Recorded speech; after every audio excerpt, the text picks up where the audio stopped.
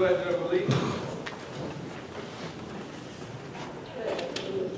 To the flag of the United States of America and to the republic for which it stands, one nation, under God, indivisible, with liberty and justice for all.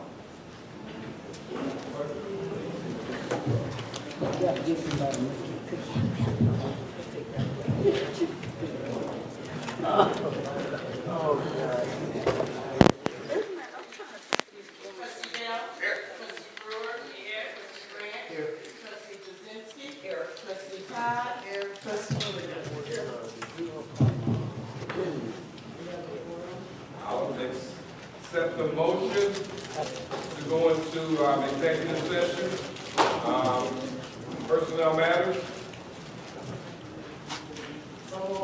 Second. Moved by trustee Todd, second by trustee Bell. Any questions? Trustee Brewer? Here. Yes. Trustee Grant? Yes. Trustee Krasinski? Yes. Trustee Todd? Yes. Trustee Williams? Yes. Trustee Bell? Yes. Motion carried. Accept the motion to reconvene. So moved. Moved by trustee Bell and second by trustee Brewer. Madam Clerk, please call the roll.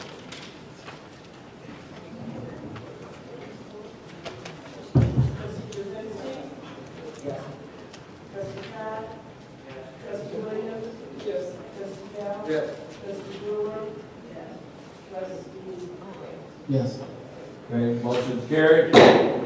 Item number 3, approval of minutes. I accept the motion to approve the minutes for the joint proceedings for the regular board meeting of October 22nd, 2019, with recommended edits if needed.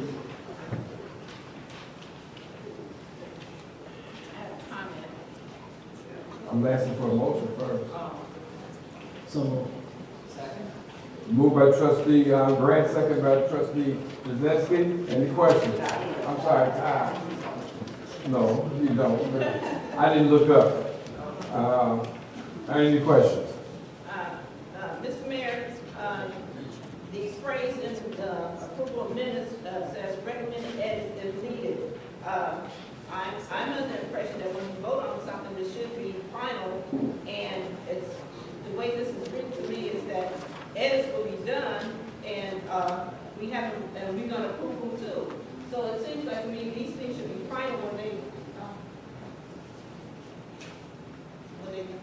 give it to us, so we can vote on it, instead of recommended for edit. Have these been? There's some minutes that you got a copy of. I think it was some of the trustees put a copy out of some of the edits that they wanted to see happen. And that's the reason for that. Now, if you have some more questions and you would like to have something else edited, that's why this was put in there. So do you have something I that, want to see the edit. you didn't get a copy? We have correction. Well, On both correct, pages. yes. Oh, this is something. Bernice, could you pull your mic closer to the... Sure. Mhm.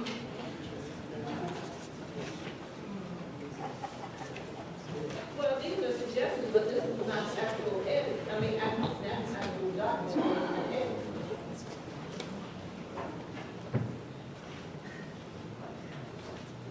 I don't know if these are your suggestions on the edit. No, those are actually edits. I mean, when they make a suggestion or they make a question and they want to see these things in there, that's why this was put into the motion. If there's edits, it should never be included. If not, it says if any. I'd like to see the actual document at this edit. There is a document there were 2 trustees that saw some of the minutes and they said they would like to see these corrections. I think what she's trying to ask is, okay, we gave these corrections, okay, like, and it was a good idea that the clerk had said on Tuesday, on the committee on the whole, we're gonna get these minutes, so we have 1 week to get our, now I submitted mine on Thursday. I think I think what trustee Brewer is trying to say is we want to see the minutes after they've been, corrections are put in. Is that what you're asking? Yes, that's what I mean, here's the corrections, but I would agree that if we are submitting this in a timely fashion, then I would like to see the minutes You saying, with the corrections. Okay, what you're asking is to have the minutes redone when you send them. But I have a question about that. What happens if you come today and say that I just had a chance to read them and I'd like to change some of whatever's in there and it's not in here? What do you do then? I mean, We've had these for a week. oh, no, I'm not talking about that. I'm talking about if you come today and said, okay, there's something in the minutes that I didn't get a chance or whatever, I want to see those amended. And they're not going to be in writing, but it's on the record that it states why are you amending them, what would you do to that? That's one. What I would suggest is, because this is recommended, that, okay, today's Tuesday, by Friday, I'd like to see the changes made into those Okay. minutes. Okay, then what happens if Saturday and Sunday? And that should be, because What they're, how do we know that they've been changed? I'd like to see it. Okay, but my question, trustee, is what happens if a person comes Monday that wants to change it now? Are they gonna keep rewriting them until that happens, or can they ask for the changes at the meeting, have it noted, and put into the record that the minutes were changed or the minutes were amended with the necessary corrections that were just stated? That's what I'm asking. I understand what you're saying. You're saying that you did put some things and gave them ahead of time. But what happens if that doesn't happen? What do? You don't vote on those, or what do you do then? I'm just saying because a lot of times someone may come up and say, okay, well, I read them, but I forgot to put this in there, and I forgot to ask about this, and I'd like to make that change, or this right here, I didn't see that, and I read it again, and because you don't have, there's not going to be a way that you can reprint them on site, and that's why you make amendment changes at the time, or you can make them ahead of time. To your point, you did make them ahead of time, and you're saying they should have been rewritten at that time. Okay, that's duly noted, I understand that. But what happens if it doesn't get to that point, and that person waits to the last minute, what do you do then? You don't want to pass it until that, in other words, you see nothing to say. That's what I'm asking. Are you gonna, is that what you're asking about? No, go ahead. When you make an edit to any document that's gonna be on record, it should be that actual document, doesn't recommend edit. No, Just- trustee. Wait a minute, I'm gonna answer you. But you cannot make, if you make, and you want an amendment, trustee, on something just now, you're not gonna vote on it until you actually see it in writing? You're not gonna vote on it until that time? That's why you I'm not amend. gonna vote for anything that if I ask for edit and it's not there, I'm not gonna vote for it. Okay. Okay, well, Shouldn't have any okay, no, trustee that's, I understand what you're anything saying. that's not, Okay. you know. But in answer to what you're asking, Mayor, if tonight, if this wasn't here, and we Yeah. said, okay, we have corrections. Yes, Okay, and we're gonna vote on it with corrections. yes. I would like to see the minutes within that week. I would like to see it corrected. Okay, but what I'm asking, are you gonna delay the vote now, or wait until after they've been No, corrected? what I'm trying to tell you, we'll vote with corrections. Okay, that's what we always Oh, do. we do. Okay, what she's saying is she wants to. She doesn't want to vote with corrections. That's being Okay, made. so that's what I'm saying, but there's no way to make corrections on site like that and then do that, that's all I'm saying. So, I mean, if that's, if you wanna vote no or yes, I understand that. But if you're waiting on someone that just came up with corrections and you wanna see it in writing, it's not gonna happen the same day that you ask for I corrections. don't think any of the trustees gonna come with the same day for corrections. If you're gonna make an edit should be done and ready for vote for the. So you next say that no meeting, trustee something will like make a that. ask for I corrections? said, I don't think, I Okay. don't know, you know. I don't think they would come up in the last minute. I'm just saying, you can't vote on something that may or may not happen. All right. It has to be there. All right, thank you, that's very duly noted. I can't speak for all the trustees. I'll ask the clerk to please call the roll on item A. Trustee Bell? Yes, correct. Trustee Brewer? No. Trustee Grant, Yes. trustee Jazinski, Yes. trustee Todd, Yes. trustee Williams. Yes. Motion is carried. Item number B, motion to approve the journal proceedings for the committee meeting of the whole for November 5th, 2019, with recommended edits if needed. I'll ask for a motion. So moved. Second. Moved by trustee Todd, second by trustee Jazinski. Any questions? Madam Clerk? Trustee Brewer, No. trustee Grant, Yes. trustee Jazinski, Yes. trustee Todd, Yes. trustee Williams, trustee Grant. Yes. Motion is carried. Item C, motion to approve the journal proceedings for the committee meeting of the whole for November 19, 2019, with recommended edits if needed.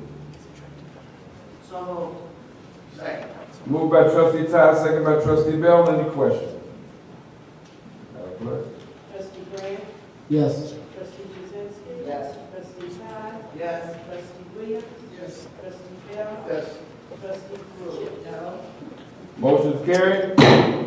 Item D, motion to approve the journal proceedings for the regular board meeting of November 26, 2019, with the recommended edits if needed.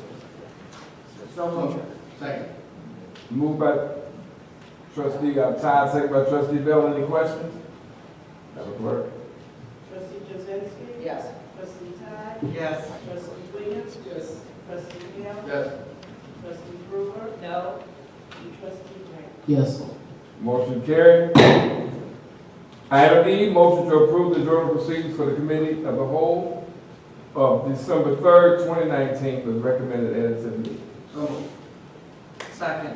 Moved by trustee Bell, second by trustee Todd. Any questions? Madam Clerk? Trustee Todd, Yes. trustee Williams, trustee Bell, trustee Brewer, no, trustee Grant, trustee Jazinski. Yes. Motion is carried. Item number 5, public comment. All questions and comments must be directed to the mayor. Each speaker may comment on any matter pertaining to the business of our village. Each speaker is given one opportunity to speak up to 3 minutes and may not engage in debate, counter, rebuttals, or replies. I will listen to all comments and respond after all comments have been made. Please state your name when you come up. Good evening, my name is Tom Joseph. I'm here on behalf of the Main Street and Illinois Association of Realtors, serve as the government affairs director. We have several realtors that are here this evening. And I'm going to thank the village board for a few minutes of your time. Just to be clear, I believe under the Illinois Constitution, there is an oath that is offered when the elected officials are sworn in their first meeting in May.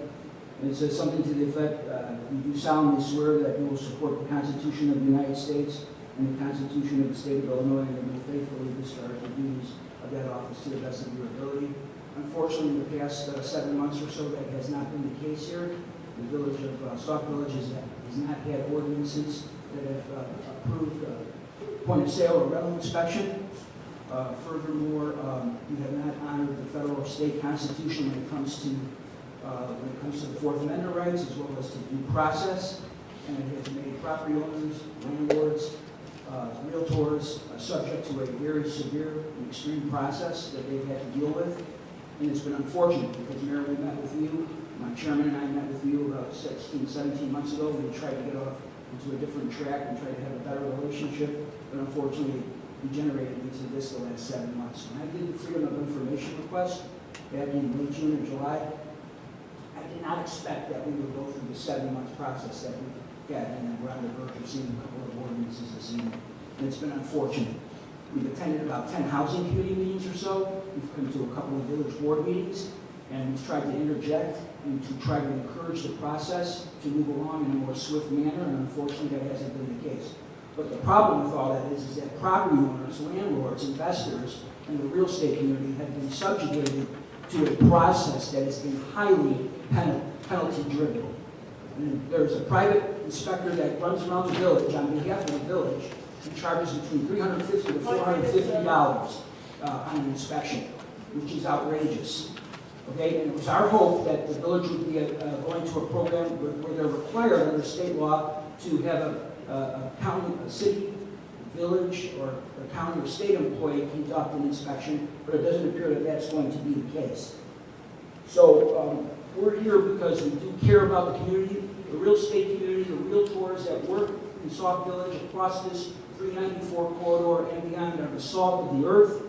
They make a difference every day. They help bring the middle class to America so that they can own a home and make a difference in their lives. And it's unfortunate what has happened to this village when it comes to the inspection process. It has been a brutal process. Just in the last week, I was notified that a house with a fireplace would have to be removed. With a fireplace would have to be removed. That is outrageous. I've never heard that in my 19 years representing the real estate community. I've never heard of that. It is just outrageous, some of these items that have come up in the last 6 to 7 months. All of this could have been corrected. All of this could have been corrected with a reasonable effort, but unfortunately that wasn't the case. I'm sorry, sir, I'll give you. Well, I'll wrap up and I'll send these.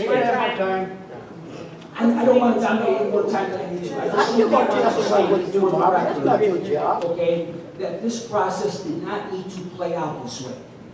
The investors that invest in this community, the realtors that list property in this community, the homeowners that maintain properties in this community did not have to be subjugated to a process that is punitive. The real estate community understands inspections. We deal with it. We don't necessarily like it all the time, but we deal with it. We understand it. But what has happened here is a travesty. It's a travesty, and it's really unfortunate because it didn't need to come in this direction, and we certainly could have worked this out several months ago. Without our efforts, as Main Street, Illinois Association, and my efforts, the information that we shared months ago could have been acted upon, but it was just ignored. Thank you for your time.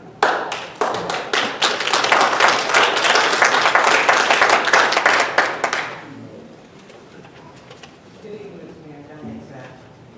Mr. Mayor, could you explain to me? Use the mic, please. Use the mic. Could you explain what are these two ordinances doing for the residents and homeowners in Sauk Village to preserve their property values and ensure safe and available housing?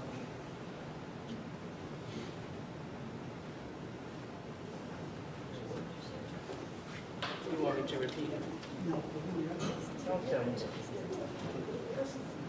I don't have a question. Tammy Jones. I don't have a question. I just have a statement. For the past 4, maybe 5 months, I have been attending the 2020 census meeting that Clerk Margaret Pruitt has been putting on. And I just want to say that I think it is a god-awful shame that not one of our elected officials are interested or paying any attention to this event that she is hosting. The 2020 census is going to affect every last one of us, and nobody in here attends, and I think that's a shame.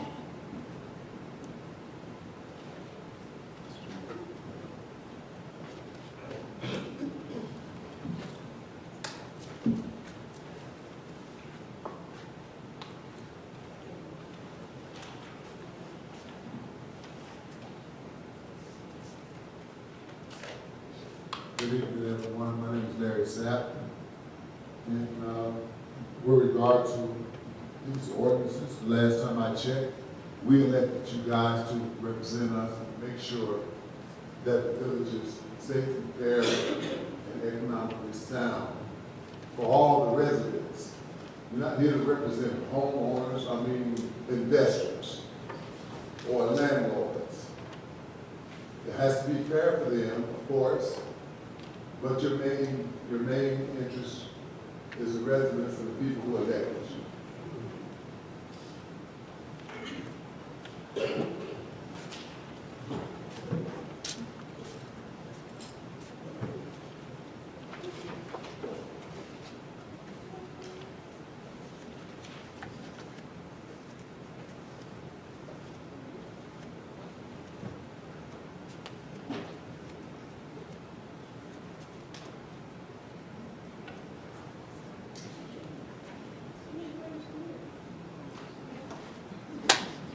Judy Cast here.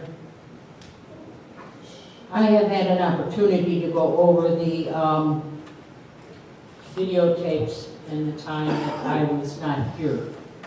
And I'd like to bring up one in particular, and that is October 1st, 2019.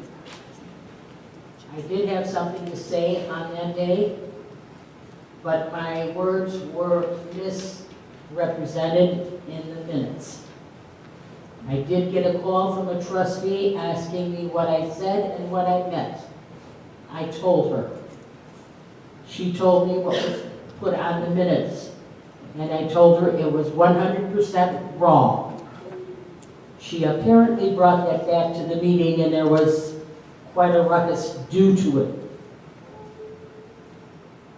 I don't have a problem with my name being mentioned, but I do have a problem with my name being mentioned falsely. If I didn't say it, I didn't say it. So I will say it right now. The conversation was that our mayor was a trustee for many years and went through many mayors. And that he was, felt brushed aside, or however you want to call it. But that the trustees today are being treated the same way, even though he didn't like it when he was mayor. I did not say anything about the mayor being pushed aside. In all the years that I've lived in this village, which is over 50 years, I've been through a lot of clerks, a lot of them. I have never seen any clerk, and some of them were terrific and some of them were hard as nails. They sat up there and they took the minutes and they didn't participate in the meeting as the trustees do. Last week, I sat here and I yelled over and over and over, not for one person, but for everybody, to use their mics. You have less than a minute. I'm not going to scream out, please use your mics or use your mics. If I can't, if I can't hear you, I can't hear you. I am here to hear you. And to be rudely, belligerently put down because I asked the clerk to use the mic was not right. It is not right for the clerk to down the trustees or their She behavior. can have mine. Who said that? I did. She can have my 3 minutes. Thank you. Okay, thank you. And I think it's wrong. I think that the trustee that the clerk is there to take the minutes and to do what's in her job title, but all this extra stuff that she's doing is not right. And I will not have somebody be rude and obnoxious to me when it's not necessary. I want to know how many times we have to yell, use the mic, for you to understand we can't hear you. What is it going to take to have things done? Excuse me, Ms. Cass. They have discussions down here. I can't hear you.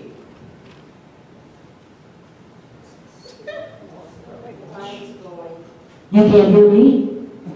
They were talking down there. It's just every meeting. I can understand a resident getting up here and you say, please use the mic, because we don't use it that often.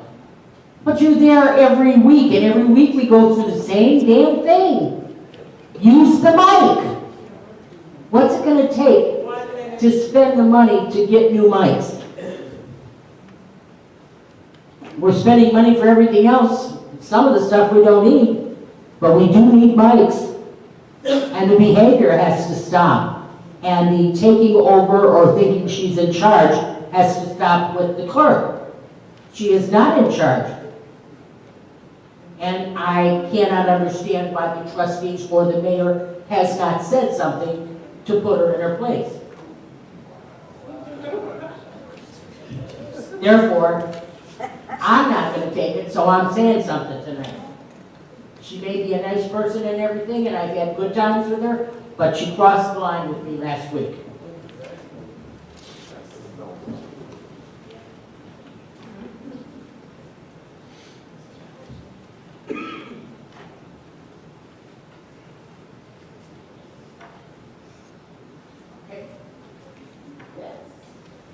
Usually say, okay, Barbara Stearns.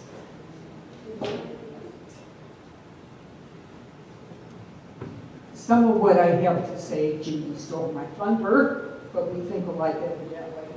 Last week it was quite embarrassing. So many business people here. They did. And the actions that we had to keep going over and over and over again about using the money. And as Judy said, we got money to spend on all sorts of junk. How about getting some new microphones? Maybe even the battery operated ones where you can put it on your lapel or your collar or whatever. But it was embarrassing in front of the guests last week that we had to keep doing this. And then when Mrs. Cass made a comment, to have the village clerk turn around, look at her, repeat what Mrs. Cass said in a derogatory way, with an attitude.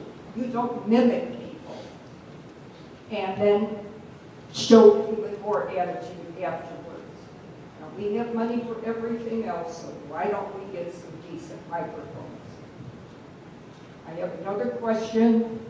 Wondering if we are doing any recruiting to get some people to work on ESDA. We can't, it's a gallon field, one-man team. We could use the village board up there that we're looking for ESDA volunteers. A lot of people drive through the town and look at the board, but you're going to wear poor Alan out. He can't do it all. Now I'm going to shut up with my complaints, and I have a couple of nice things to say, believe it or not. The table in the hallway that has been put out there for the literature is beautiful.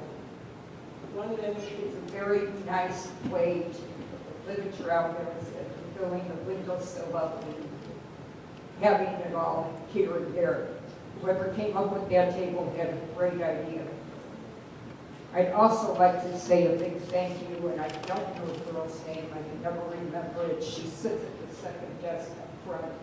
She sits where Cindy used to sit. Here's a line of 20 people. I will let people go around me so I can go to her. She's pleasant, she's kind, she has manners. I will not go to that first desk. But I've said it before, that girl at the second desk deserves at least a big pat on the back, because she's a human, and you can come in here in a bad mood and deal with her, and you're going to go out in a good mood.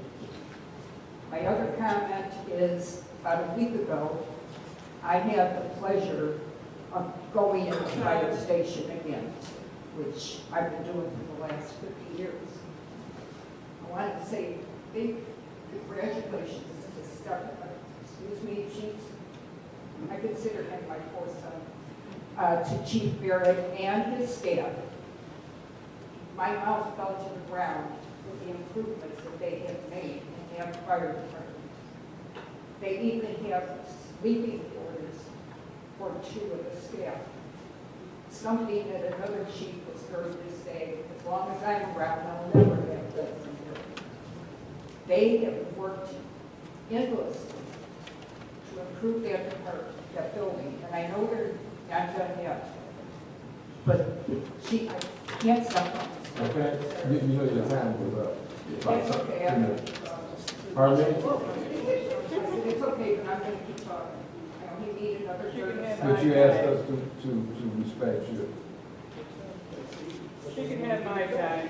No, I'm next.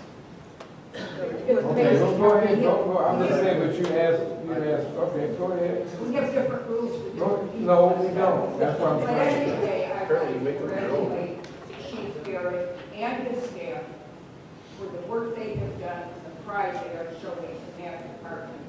And I have no doubt morale is up 100% because of it.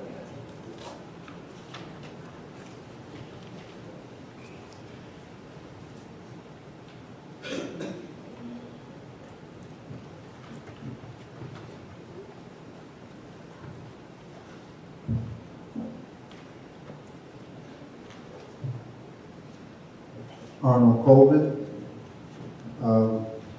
Wasn't going to get up here first, but this is in regards to the microphones and us not speaking into the microphones. This is a song that the Monkeys used to sing. It's a little bit of me and it's a little bit of you. I think we all can work together, you know. Some of us who can't hear, because usually the people who make the choirs are usually the same people who are making the choirs over and over again. So maybe for those who can't hear, maybe they could come up a little bit. Yes, you all can speak into the microphone. And then some of us, even though they're all up here close up and they still can hear, you may want to consider investing in hearing aids. So, just a thought.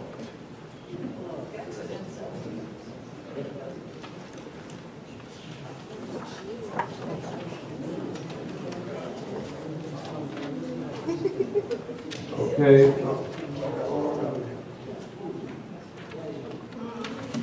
Right, William. I have two questions for you, Mr. Mayor. When will you have your next Meet the Mayor meeting?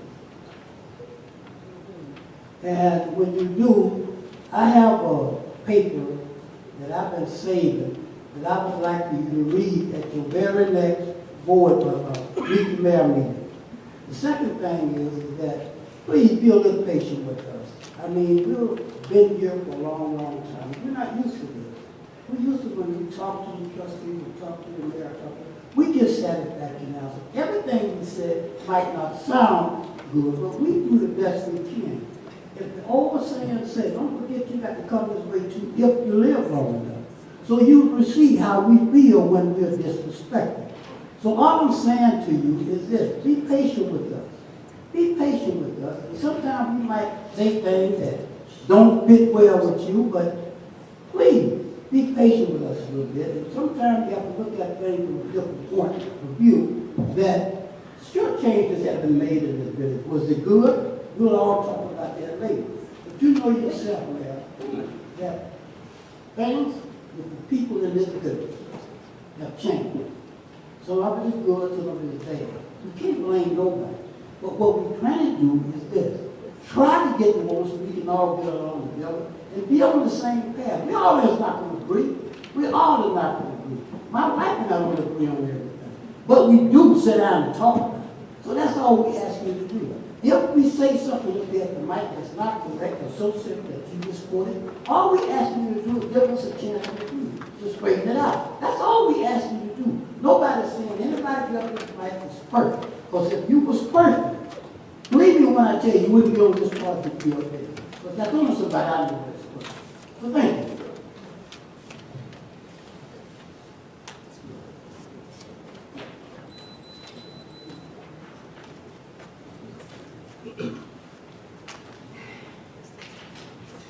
Okay, when I list the first person, I will not comment on that, and you have the counsel here, but the attorneys here, I will not comment on anything that's currently in litigation. So I have no comment on that first person's statement. Second thing, as far as the ordinances, what do they do for the owners? I mean, there's one in here for single-family homes, and there's one in here for rental inspections. They're pretty much self-explanatory. One deals with the single-family homes, and one deals with both of them deal with inspections, but one for rental inspections and one for single-family homes. There's going to be a vote on that today, so I'm sure there's going to be some discussion back and forth. As far as the 2020 census, I appreciate, and by the way, that was the District 168 President, Ms. Tammy Jones, and I can understand that, you know, them being upset because it is in regards to all of the residents here.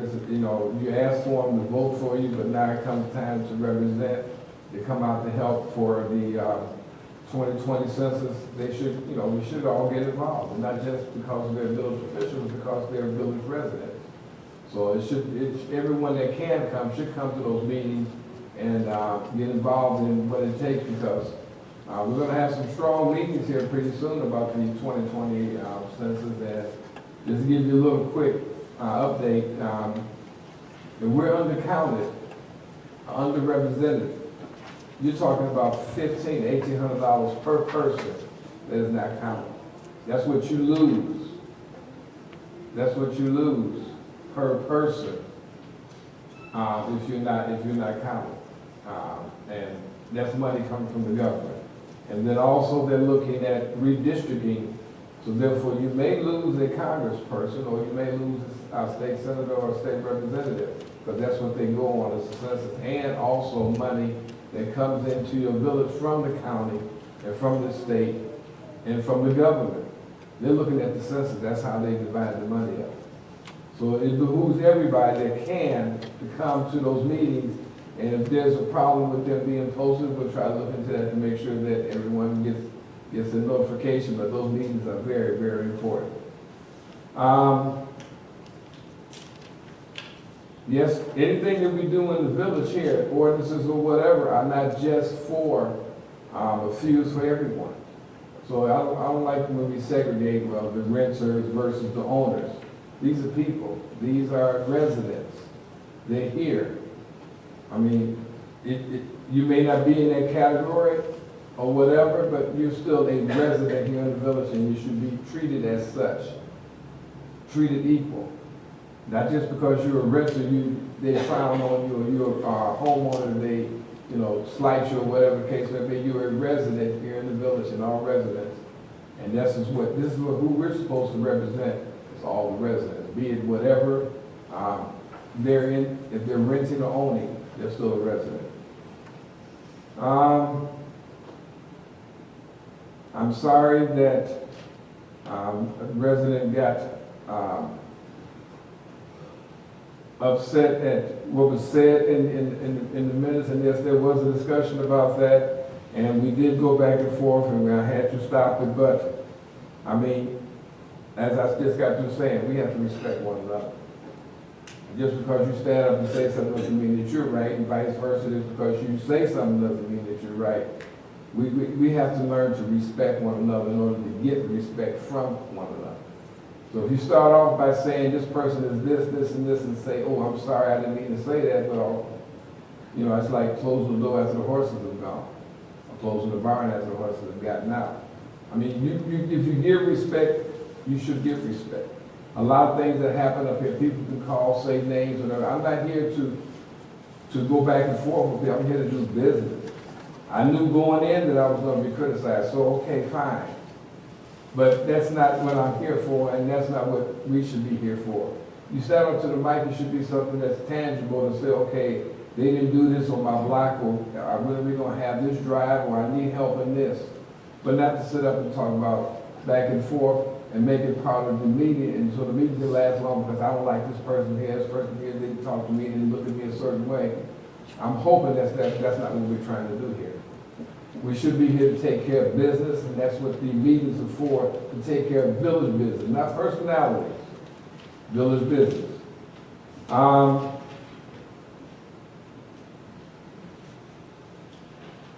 As far as the mics are concerned, I mean, I don't know what to tell you. I mean, we have to look at the next budget to see if we can get those nice mics that pick up whatever. It's not just the mics, it's a system.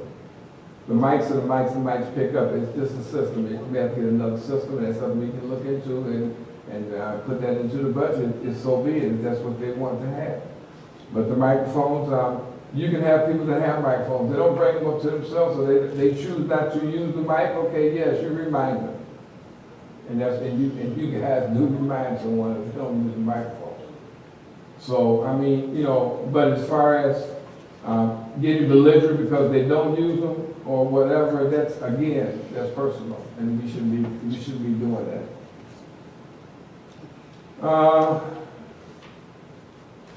And that being said, that's all that I have. Oh, Ezra. I'm sure that the director has been asking, he's been putting it out there. Since I've been mayor, he's been putting it out there for people to come in and be in ESDA. ESDA is like the fire department. These guys are virtually working for free.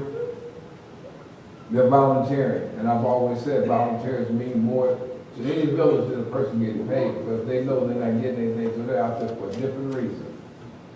Especially our firefighters, they're paid on call. So I have a lot of respect for them when they do come out and fight the fires, because they don't get paid enough. They're almost like teachers. As a matter of fact, they're get paid less. So they're, but they're there to protect your house. They're there to put the fire out in a timely manner without tearing your home up or letting it burn.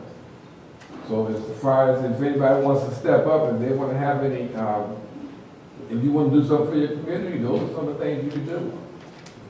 Get involved in ESDA. Find out what it takes as the clerk or as the director is here tonight. If anybody here tonight wants to come out after the end of it and find out what it takes to be an ESDA director, ESDA worker, come out. Get involved in the community. That's what makes the community work. Not just sit back and criticize, point fingers, and talk about people. Get involved. Now you're showing me that you really mean what you're saying, that you really want to do something. So, that being said, you want to go to the next item? Yeah. Mayor's report. I don't have a report. I can tell you, and the question was asked. The town hall meeting is tomorrow here at 7 o'clock.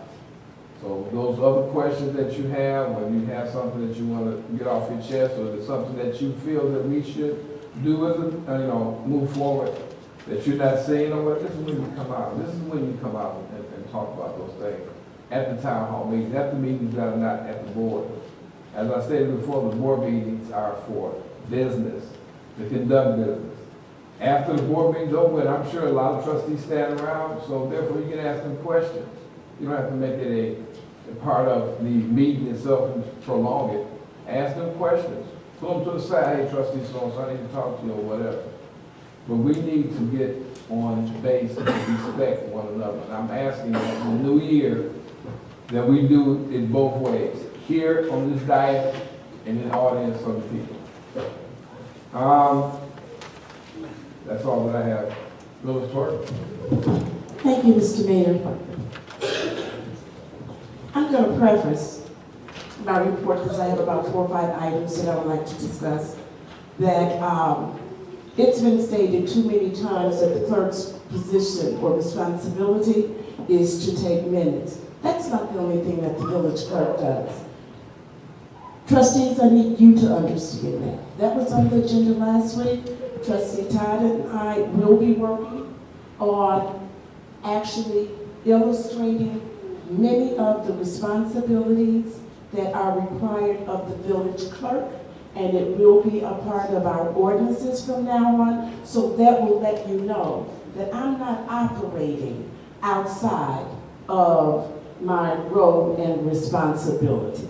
Moving on, directors, department heads, it's that time of year again, and trustees, it's that time of year again. I need information so that you can file your statement of economic statements. Even though some of you are new, and you filled one out when you were running for office, now that you're in office, you still have to complete one. And so I'm asked to provide the Cook County Clerk's Office your name, your home address, your home email. So if you have been appointed and or elected to office since 2019, and Chief, that applies to you too, I need your personal information so that I can share it with Cook County, okay?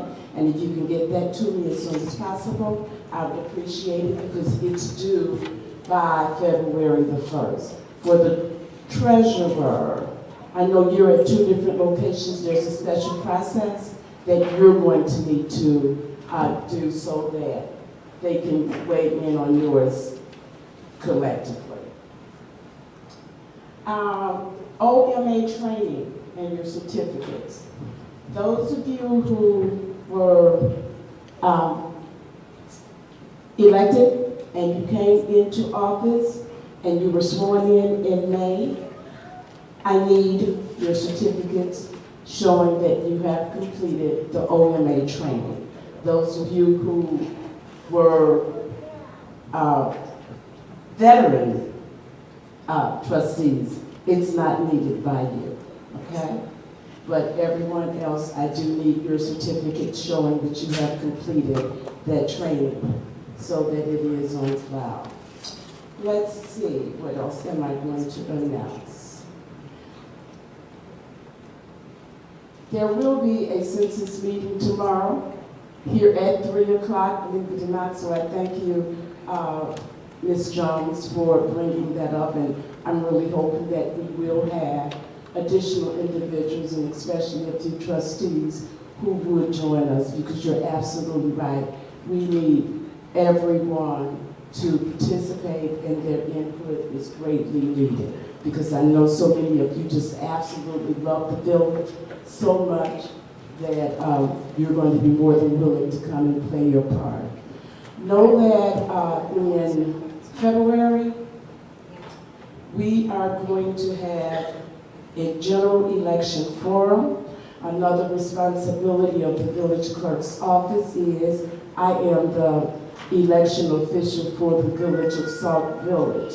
And as a result, I want to make certain that our residents know who the candidates are that's running for office. I communicated with the mayor, and we both agreed that it would be a wonderful idea to present an election forum where we will invite any of the officials that's running for office that serve Sauk Village. We will invite them in so that you can hear maybe 2 minutes of what they would have to say, and then ask them questions, so that when you are voting at the March 17th, 2020 election, you are well informed in terms of who you will be voting for, and I think that that's quite important. We talked about, just like we constantly talk about the mics and the need for mics. I think that trustees, I'm counting on you to actually provide some direction to our department heads where budgets are concerned, because likewise, we've been asking for mics since I've been here since 2017. Another thing that we've been asking for lately has been the furniture and equipment for the community center. Those chairs are in total disrepair. And as we have residents coming in to utilize the community center for their events, it's really embarrassing to see how tattered those chairs are. So Public Works is waiting for comments from you, so if you can collectively give them that information, that would be greatly appreciated. Let's talk about resolutions and ordinances, because we had a little hiccup last week, and right now we have a lot of resolutions and ordinances to be voted on this evening. In order to vote on a resolution or an ordinance, we have to have an ordinance or a resolution to vote on, not just the information. And we spent so much time trying to get resolutions last week that we ran out of time. So I decided, yes, this is something else the village clerk will do, and that is I'll just develop the resolutions myself. The main information that's required for the ordinance and or the resolution, you have them in your packet. In fact, you have most of the language. It's just we do not have the actual format that the village of Sauk Village uses. And I am convinced that the more we go with just slacking off and letting things pass, the more we're falling out of looking at our processes and procedures. And I really think that they're in place for a reason, and I would hate to see us just totally fall by the wayside, because we are supposed to be growing in any and everything that we do. Okay, thank you. And Mr. Mayor, that completes my report. Village engineer, Mr. Jim Zarni. Thank you, Mayor. I would like to provide an update on the TIF improvement projects. First of all, regarding the water main improvement project, the design is nearing 90% completion. We are finalizing the IEP construction permit application, and we will soon enter the QA/QC process. We are anticipating bidding the project next month. Regarding the pavement improvement project, field topos are completed. We are preparing the Sauk Trail, Sauk Point Drive intersection widening plans. We are also preparing quantities, estimates, and specifications for the resurfacing projects. And finally, regarding the west elevated tank paint project, we have a project kickoff meeting scheduled on Thursday. That concludes my report. Thank you, Mayor. Thank you. Treasury report, Mr. Anthony Finch. Thank you, Mayor, Board, Madam Clerk. My cash balance today, as of January 14th, is as follows. In the CN Railroad account, we have $42,402. The cell tower account, we have $303. The DEA account, we have $154,223.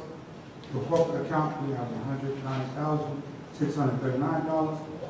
The holding money account, we have $18,185. In the MFT account, we have $212,227. In the South Village Housing account, we have $1,423. The spending drug account, we have $24,215. The spending money laundry account, we have $886. The total lease account, we have $13,724. The TIF account, we have $600,572. The water and sewer account, we have $816,364. The water sewer e-pay account, we have, that's incorrect, I got 23,000, that's incorrect, it's like over 200,000, so that's an incorrect number that you guys have on your sheet. I will be sending you a revised number this evening. For the line of credit, we have 500,000, and in the reserve, we still have $800,000. Also, I want to report that we have earned a little bit under $14,000 in the reserve account that we secured last year. I conclude my report, Mayor, Board, and Madam Clerk. I know you was kind of quick. Did you expect that we've earned $13,000 in the reserves, that money has been sitting there for interest? Yes, that's what got reported on back in the summer that I made that change. Thank you. Is this, the amount for the tip, is this one tip, or this is tip, two? That's the one tip bank account that we have. We just have one tip account. Huh? We just have one tip bank account. Okay. Mr. Mayor, Yes. I'd like to address the finance first. Sure. Mr. Finch. Yes, ma'am. There seems to be some rumors circulating about lack of transparency when it comes to finances. I just wanted to say we did get our aging report, Yes. and it appears that we're $516,000 worth of bills that are unpaid at this moment. I have to look at that, but I know only 38,000 is over 100 days, and that's reference one of the attorney bills. Everything else should be underneath. There is approximately, I didn't know you were going to talk about month to month, but in the overall, we're looking at $516,000 that is on the aging report. I just wanted to make that public. There's a lot of misinformation circulating. And also, I would like an update on the union contracts and the retro pay. Union contract, you have to speak with Mr. Williams on that. I'm not involved in the union contract. But as for retro pay, my understanding, we was advised back in December that the police union had agreed to allow us to do that by the end of January. But unfortunately, for whatever reason, they chose to file a grievance today. So I asked to speak with the union rep because I think it's a misunderstanding that we are working in the best interest of a police officer. But their pay that was changed per the contract will be in the check this week. As far as the retro, what I do not want to happen, as I've said before, whatever numbers I provide, make sure it's accurate. We are taking the time to go through the hours, because over the last 2 years, some officers have had increases as far as anniversary. So we are doing the due diligence, making sure whatever hours they got get a certain pay. When it change, we recognize it, so when they come and sign a form that I put together, they can match their actual work hours to this form.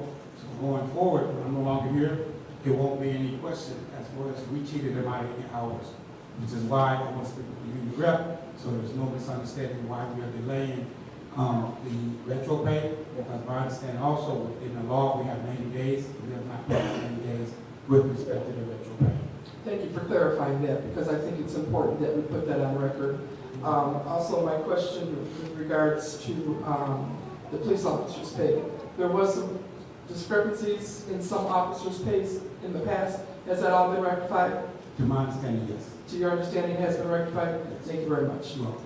Mr. Mayor, may I respond to Trustee Williams' question? So, Trustee Williams, you said there was 516,000 on the H report, and that is true. But also keep in mind that, well, we didn't have a meeting 2 weeks ago, which we voted on in council payable. And then also tonight, we're going to, if passed, pay another like $300,000 of those bills. So you should look at that report tomorrow or after the checks are cut, and the number will come down drastically. Just want to clarify that for you. Trustee Bell? Mr. Finch, on the aging report, I noticed that there's a vendor missing off of it from the parking lot. I was wondering what's going on with that. That vendor was paid back in June, July, and I think you're referencing Crown 3. I think that's 3G or something like that? Yes, Crown 3G. That vendor was paid back in June, July, and that check was signed and released, and my signature was one of those signatures on that check. The board said to hold that. Well, at one time we discussed that along with another personnel that was with the village, and my understanding is you all approved to release all checks that was held at that time. However, even if that's not the case, as I stated to you, to the board, the mayor, as well as the attorney numerous times, I don't think there's anything in state statute that I've been able to identify that say once the vendor has done the work, he cannot get paid if there's a line item for that particular vendor. My understanding also was that all the department heads, including the mayor, was giving a wish list, and that particular item was one of the wish lists that the mayor chose to get done. And for whatever reason, prior to me getting here, it was not done, so he went ahead and had the parking lot done as part of his wish list. So more importantly, like I said, I think given the fact that it was a line item and it was not over budget, I went ahead and added my signature to make sure that check was paid.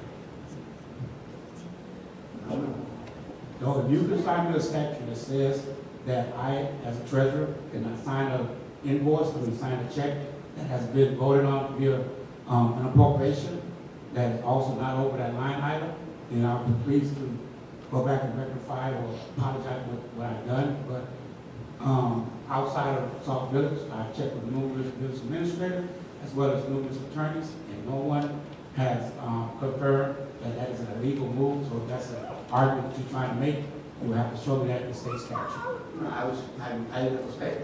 Yes, it was paid, and I could inform a trustee, probably actually I informed 2, if not 3 trustees about that being paid, at least within the last 2.5 months. Mr. Mayor, Mr. Finch, yes, I was one of the trustees that inquired about that payment.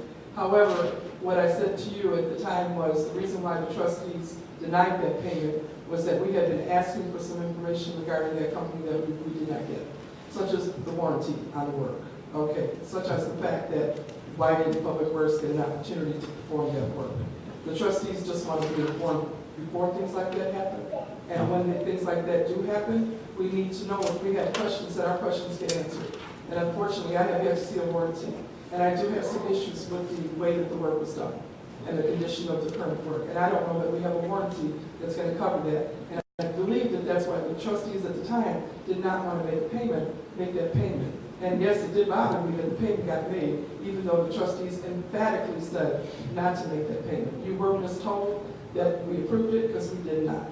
So moving forward, whoever is responsible for paying the bills when the trustees say that there's a reason why we're holding it, I hope that we're considered before those bills get taken. I agree. Thank you. There's a parking lot still so watching, right after they did it, it rained, and half the wash down, plus they dumped stuff down the sewers. Out there, you can see it all on the pipes. I'm just saying. But the first part of the warranty issue, that was not brought to my attention. As far as why public works wasn't done, didn't get a chance to do it, in my understanding, they were offered the opportunity to do it, but because of the workload, they were not able to get to it in a timely manner, and it was getting to the point of the season that was not going to get the parking lot done. That's what was relayed to me as far as why an outside vendor was called in to complete the work. Well, thank you for the response. You said you do not know if there's a warranty. No, that question was not asked. It wasn't direct, it wasn't given to you, but it was asked by the board. So could you please I will inquire? research, yes.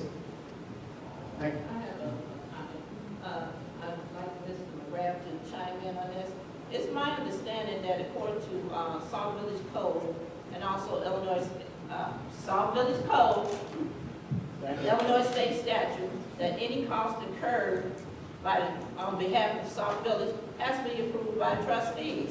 Now, as Mr. Finch just said, he went on and signed the check because he doesn't find it in the state statute.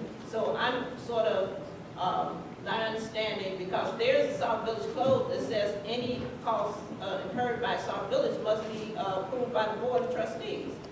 Now, once the trustees say they're not supposed to be paid, I don't understand who gives the authority to just oversee trustees. I mean, overrule trustees, override trustees. I might be wrong, I don't know, because I have something in the code. Can you look that up and get some clarity for us? I can. In general terms, the village board controls the purse strings. They have to approve all payments. Mr. Finch was referring to apparently some item in the appropriation to the budget. I don't know if it was in the last year's budget or whatever year we're talking about for repairs to the parking lot. So that's a separate issue. But for approval of payments, the village board has to vote on the payments. Well, I mean, that's what I'm saying. In general, going forward, are we supposed to, okay, if we, trustees decide to approve a payment, if we decide not to approve a payment, can somebody just override the trustee's decision?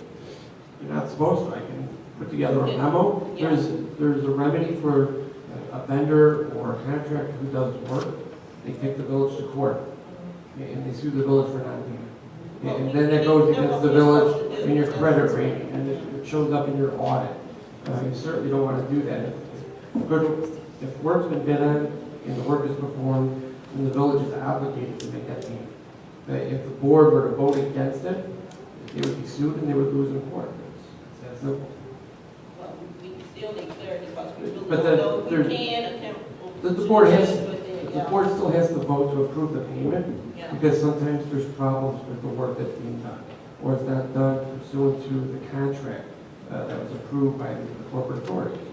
And then the village has a remedy against a contractor or a company that they've entered a contract with. So it works both ways, but the village board has to approve the payments. We need something in writing for clarity. Let me make one last statement before. What should happen, trustee, is, and I try to be very transparent since I've been here. You guys have a chance to look at the invoices roughly 17 days before they come on this out here for vote. The way the process should work in a normal operation of business, department heads put together a budget, line item what they think they're going to spend throughout the fiscal year. You all meet, discuss, and you vote on it. This is my opinion, don't think it's fair for you to say, well, go to Walmart as opposed to Target. If that department head chose a particular vendor that has been bidded out, that is under the threshold of what is required, and work is done, that vendor should be paid. As the attorney just alluded to, if the quality of the work is not there, then the board has a remedy to sue that particular vendor. But to not pay a vendor because of whatever reason, subject to the quality of work, in my opinion, again, is not fair because now you're getting in a situation where they sue, it costs the taxpayer money. Sauk Village does not have a good credit rating. Part of the reason they don't have a good credit rating is because years ago, Sauk Village was owing over $1 million. But one way or another, you are gonna pay a vendor. If you have a bad credit rating, then they're gonna charge you more. If you go refinance it, you're gonna have a higher interest rate. So it behooves the village to pay a vendor. If the vendor is not qualified, then that department head should be charged with why they hired that vendor. As I've said numerous times, I can find several vendors that have been paid through Sauk Village, and I can guarantee you they have been overpaid, either because they charge you more, or that the department head didn't do their homework and make sure we got the best price. So it doesn't make sense to jeopardize taxpayer money, all because we nitpicking, in my opinion, on who should and who should not be paid if it was in a corporation that had been analyzed prior to spending that money. So that's all I have to say on that. I just think the process is flawed, it's broken, and it's more nitpicking than it is the process of actually handling the business of the village and not costing the taxpayer more money. Okay, that being said, 'cause I know trustees are here, and we probably have to get a schedule from Mr. Finchman if they need to talk to him. The next item is finance administration. Mr. Finch, do you have anything on that? In front of you, Mayor, Board, Madam Clerk, is the accounts payable and payroll disbursement as of January 14th. Payroll ending December 20th was $137,340.66. Payroll ending January 3rd was $132,779.09. For a total payroll for the last two pay periods was $270,119.75. Accounts payable on December 30th for Republic Services will pay $59,509.50. As of today, January 14th, 2020, the accounts payable totals $255,604.65, which is what we're asking for approval. For a total of payroll and accounts payable disbursement in the amount of $585,283.90. That concludes my report, Mayor. Okay. You said $585,000? 585, 283.90. I think we all have an old version. Yes. What month do you have questions, ma'am? January 14th, and the months that you're reporting on, the total 563, 673. Yeah, you have an old one, because what's, yes, Madam Clerk. It got changed after the black was paid. So we don't. And I did not get the correct one, I don't think it was placed in the trustee's office. So I will forward that to you all. But the difference, that $23,000 difference is for the 3 vehicles that were purchased, I think in 2017, it's an annual payment, $20,000, so that's what makes the difference. So you're not gonna have that on your accounts payable list. I'll send that to you. What was that for? Three SUVs that's purchased. The payment for. So could you read that total for us one more time? $585,283.80.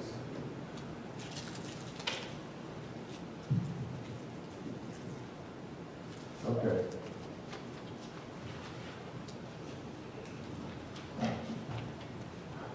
Okay, moving on, who? That's his information. This is just, we didn't get the next question. Fair, that's fine. Pardon me? If you prefer, that's what the mayor allows. But he gave us information in 2019. Okay, do you want, Task list. okay, do you want, make a appointment to come see him? And and ask them, or you want to put this on the committee meeting? Well, it'd be better on the committee meeting, because then we can ask. Okay. So you want this to be on next week's committee meeting? Committee meeting, yeah. Okay.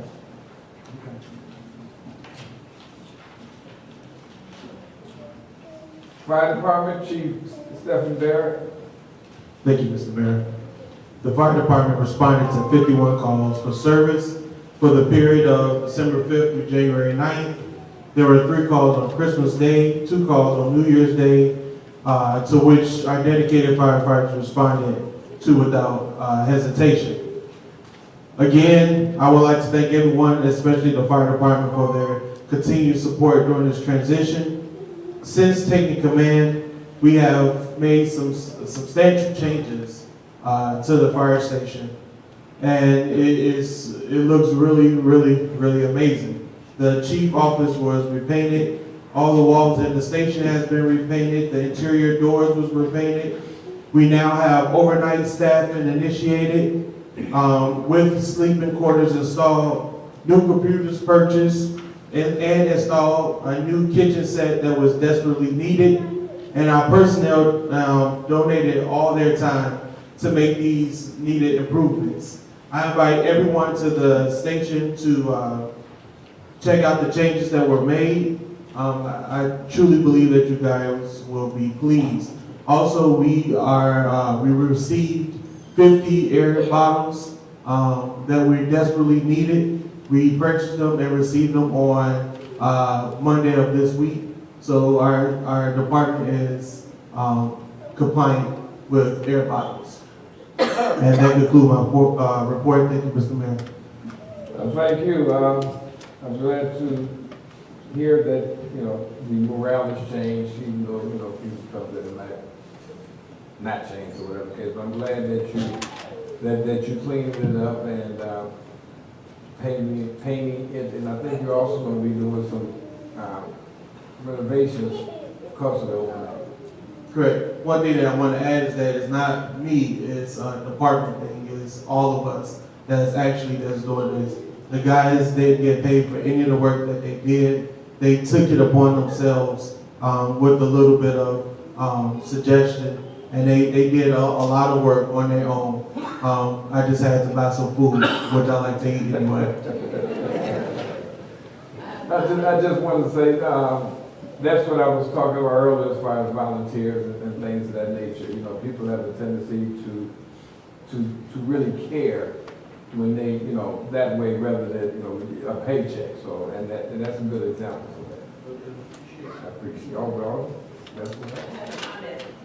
I talked to Chief Barrett about this, and I forgot to talk to Mr. Finch about it, but I did talk to Shanice about it. Whenever you have an invoice, and for anybody who submitted an invoice, it should be issued or signed off by the department heads. And I noticed that a lot of the things from the fire department was never issued or signed off on. Was that before my time? Was that before my time? No, this is on this payroll. So I don't know, I'm just saying from now on, let's make sure we can issue it. Everybody can be on the same page and make sure that the fire chief has reviewed the invoice. One thing that I can tell you that nothing happens without my approval. Okay, well, then I need an issue. That's fine. Okay.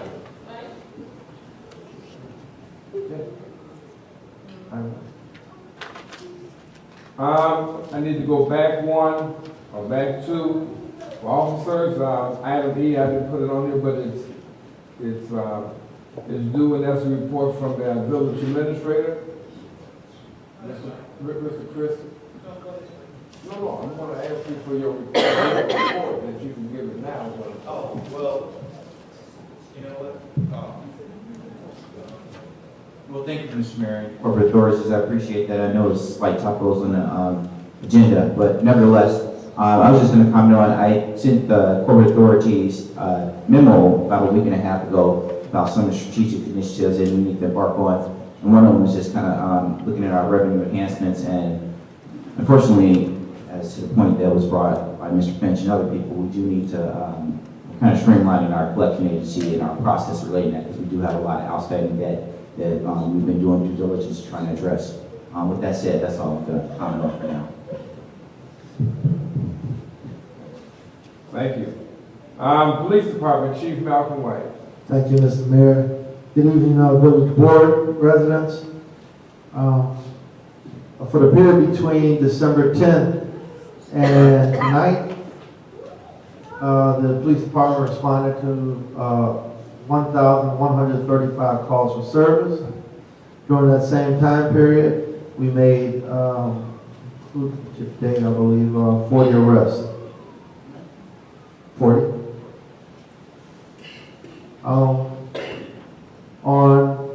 Back in September of 2019, the Walmart Corporation made a nationwide commitment to reducing gun violence by discontinuing their sale of handguns and handgun ammunition. This past Thursday, June 9th, Walmart store 1497 in Richmond Park donated over 4,000 rounds of handgun ammunition to the Sauk Village Police Department. It was greatly appreciated, and it's going to help us out as we budget for our practice ammunition. This coming Thursday is the third Thursday of January for a chat with the chief. It will be at 6 p.m. Thursday night. That night's topic will be the new state law concerning marijuana. The topic for that night. January 16th at 6 p.m. This coming Thursday. This coming Thursday. Mr. Mayor, that concludes my report. Thank you. ESNA, Director Allen Barrett. Thank you, Mr. Mayor, Madam Clerk, Board of Trustees, and the residents of Sauk Village. Before you guys, I prepared a list of all the calls in the year 2019. EMA, Emergency Services, responded to 142 calls of service just for the village of Sauk Village alone, which includes accidents, fires, electrical wires, fire alarms, all the way down to school functions, so on and so forth. Sauk Village EMA also assisted other agencies with 11 structure fires, 5 auto accidents, and 5 police calls assist, for a total of 21 assist to other agencies, for a grand total of 163 calls the village of Sauk Village EMA responded to in 2019. Also in 2019, I attended several meetings with the Cook County Department of Homeland Security in the planning, drafting, passing, and the adoption of the hazardous mitigation portion, which emergency services, part of the services that we do on that there. And I look forward to working with the police and fire department, our new fire chief. I look forward to working with the board, and at this time, this concludes my report. Thank you, Mayor, Board of Trustees, and the residents. Thank you. Public Works Department Director Kevin Weller. Thank you, Mr. Mayor. Staff has replaced the fire hydrant that was damaged in the accident on 1900 Jeffrey. The boiler was lifted today. All affected residents received the boiler lift. Staff also removed a hazardous tree located at 21737 Clyde. The stump will be removed at a later date. Staff has completed repairs to street lights, to a light located at 1609 to 17th due to an accident. The other one on the corner of Jeffrey and 217th will be replaced shortly here, putting another wood pole back in place. It was hit a second time, so we have to replace it a second time. We also have another streetlight issue out at Mark Collins Drive. Several months ago, there was some wire removed out of the poles, stolen out of the poles. So we had 900 feet of wire replaced underground to feed 2 streetlights at the entrance of Mark Collins. Staff will be putting back the poles and reconnecting the power, and that should be okay at that time. Lights were reported out on Sauk Trail on Torrance Avenue. We believe there was a hit due to the contractors doing the boring at 2 locations. One of the locations, one of the wires was damaged, so we had the contractor hook up all the rest of the lights at this time on that one line, which is low voltage lighting we have now, so it'll work for a little while. At a later date, we will dig both faults and do the repairs, and if it is in the location of the contractor, we will see if we can get any kind of reimbursement. The light located at 2151 to 18th Street, there was an accident at that location. The car hit the pole, knocked the arm and the light down. Didn't knock the pole down, which was good. The pole was replaced with a brand new light, and that light is back in service. We are all asking residents to refrain from disposing debris in the streets. This ends up covering the storm sewers, and this ends up having flooded streets. Placing leaf piles in the roadway are only when we have the pickup program. The next chance for this program will be the fall of 2020. Staff has 2 emergency water mains breaks in the last several weeks. One was 2043 23rd Street. The other one was 2462 Apache. Both have been completed. We are still working on some of our smaller vehicles. We have a lot of aging vehicles, so when we do use them, we have some repairs that have to be made. And some of them are unusual repairs, radiator damage, hydraulic tanks rusting with pinholes, so stuff that we don't normally come across, but these are all being worked on. Staff also have taken down the Christmas decorations. Been a very weird year. We did not get all the decorations that we would normally get up this year, but the ones that we did, we have taken down and put the light on Sauk Trail back in service. One of the last 2 subjects we have is we had a sanitary manhole on 223rd Place in Yates. The side of the manhole started to cave in due to a break in the sewer pipe itself. That location has been repaired and put back into service. And the last one is Public Works has been asked to get some quotes for some doors. We have 2 doors that we have at the water department that we're budgeted for. We received those quotes, and we have 2 other quotes that we're waiting on for repairs to the community center. And that concludes my report. Thank you. Mr. Mayor? Yes. Can I ask Mr. Weller a question in regards to this task list, or will the department heads be at the meeting next week? If you need, if it's going to include answers by the department heads, I'll ask them to be there with something, or is something that you want to, is it a short, or is it a long? I mean, just a quick question for Mr. Weller. I mean, so on this list that we received a few minutes before the meeting, it says that back in the summer we had 30 homes that we were taking down to for the shut-off list. Now we're up to over 230. I just want to know, like, what's going on? Like, what's the process for that? Because how do we jump up 200 homes in a matter of 5-6 months?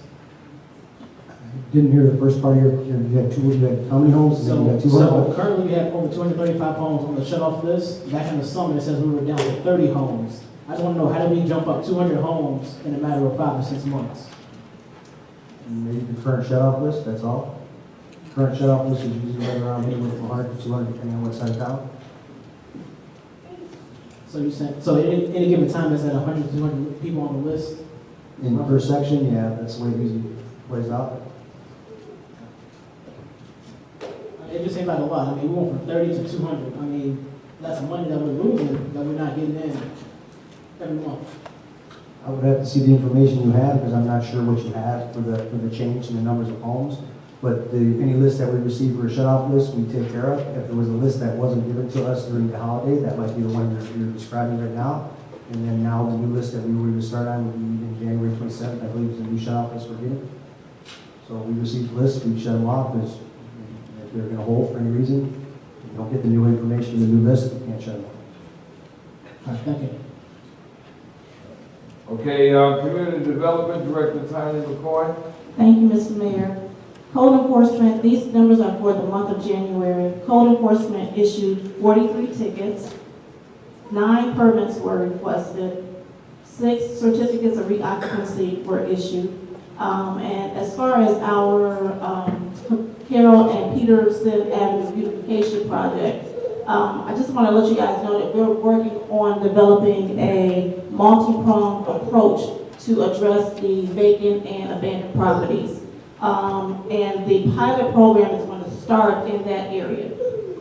One of the, today we met with Habitat for Humanities, and I think that along with Habitat and some of the other things that we have going on is going to help the village out tremendously with our vacant and abandoned properties.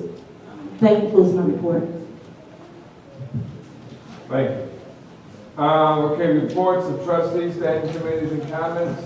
Public Safety Committee, Trustee Gary Bell. Thank you, Mayor. My committee will be meeting on Wednesday the 22nd at 1 p.m. here in Rotunda. And I also would like to, on the committee meeting next week, revisit the level higher. Level higher. Can we get, please? Oh, you said lateral? I'd kind of like to revisit, just for clarification. So from what I was told yesterday at the Police and Fire Commission, that they have no say in the hiring. Is that correct, sir? That's not correct. Jim Fox? Right. Committee meeting? Madam Clerk, can we have that for the agenda for next committee meeting?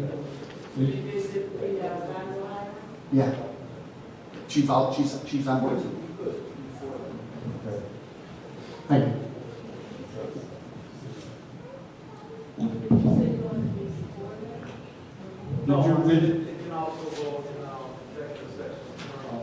That would probably be the best place for it. That's personal, no. That would be at the, if you want to have an executive session for that next week, then we can do that. And but you have to make sure that you have the chief there. Because next week is the committee. Okay. Do the police and fire commission be here? Commission. Have the commission check the meeting? Or not? Because the waiting minutes on the meeting, so they feel they've been pushed aside out of the process. Oh, okay. So then we have to research that to see if they need it. Right. All right, thank you. Okay, who's my report? Public Service Committee, Trustee Bernice Brewer. Thank you, Mr. Mayor. For my report, I talked to Mary Maggie John, and we're looking into a potential brownfield area. Last week, she requested that if we know any areas that might have that problem in that area, that she can look into it. So I don't have any details, but she's doing research, and she's going to give me some feedback on the brownfield area. And I think it's a potential hazard. Then she'll get back to me and I'll let everybody know. That's the end of my report, sorry. Okay, Budget and Finance, Trustee Roger Grant. Oh, I'm sorry, you just. I know not for, I forgot something. I just wanted to make a comment. Okay.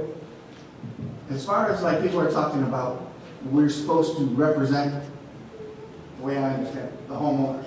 There's more than just homeowners in this town. Over half of our town is rental.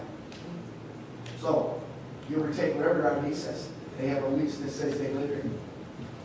It's not just the east side, the west side, the south side, it's the whole darn town. That's what we're trying to make that. We're not trying to keep just one side, teaching dreams. You gotta make the whole town look better. And the biggest part of that is these investors out here who are busting their butts, trying to make something better. You know what? They keep getting canceled. They go away, and we got nothing on the tax rate. Thank you. Okay, Trustee Grant, Budget and Finance. Thank you, Mr. Mayor. Last week, I asked the clerk if she can email you a copy of the policies and procedures that we can discuss for next Tuesday. So hopefully you guys had a chance to read that, or you didn't get that.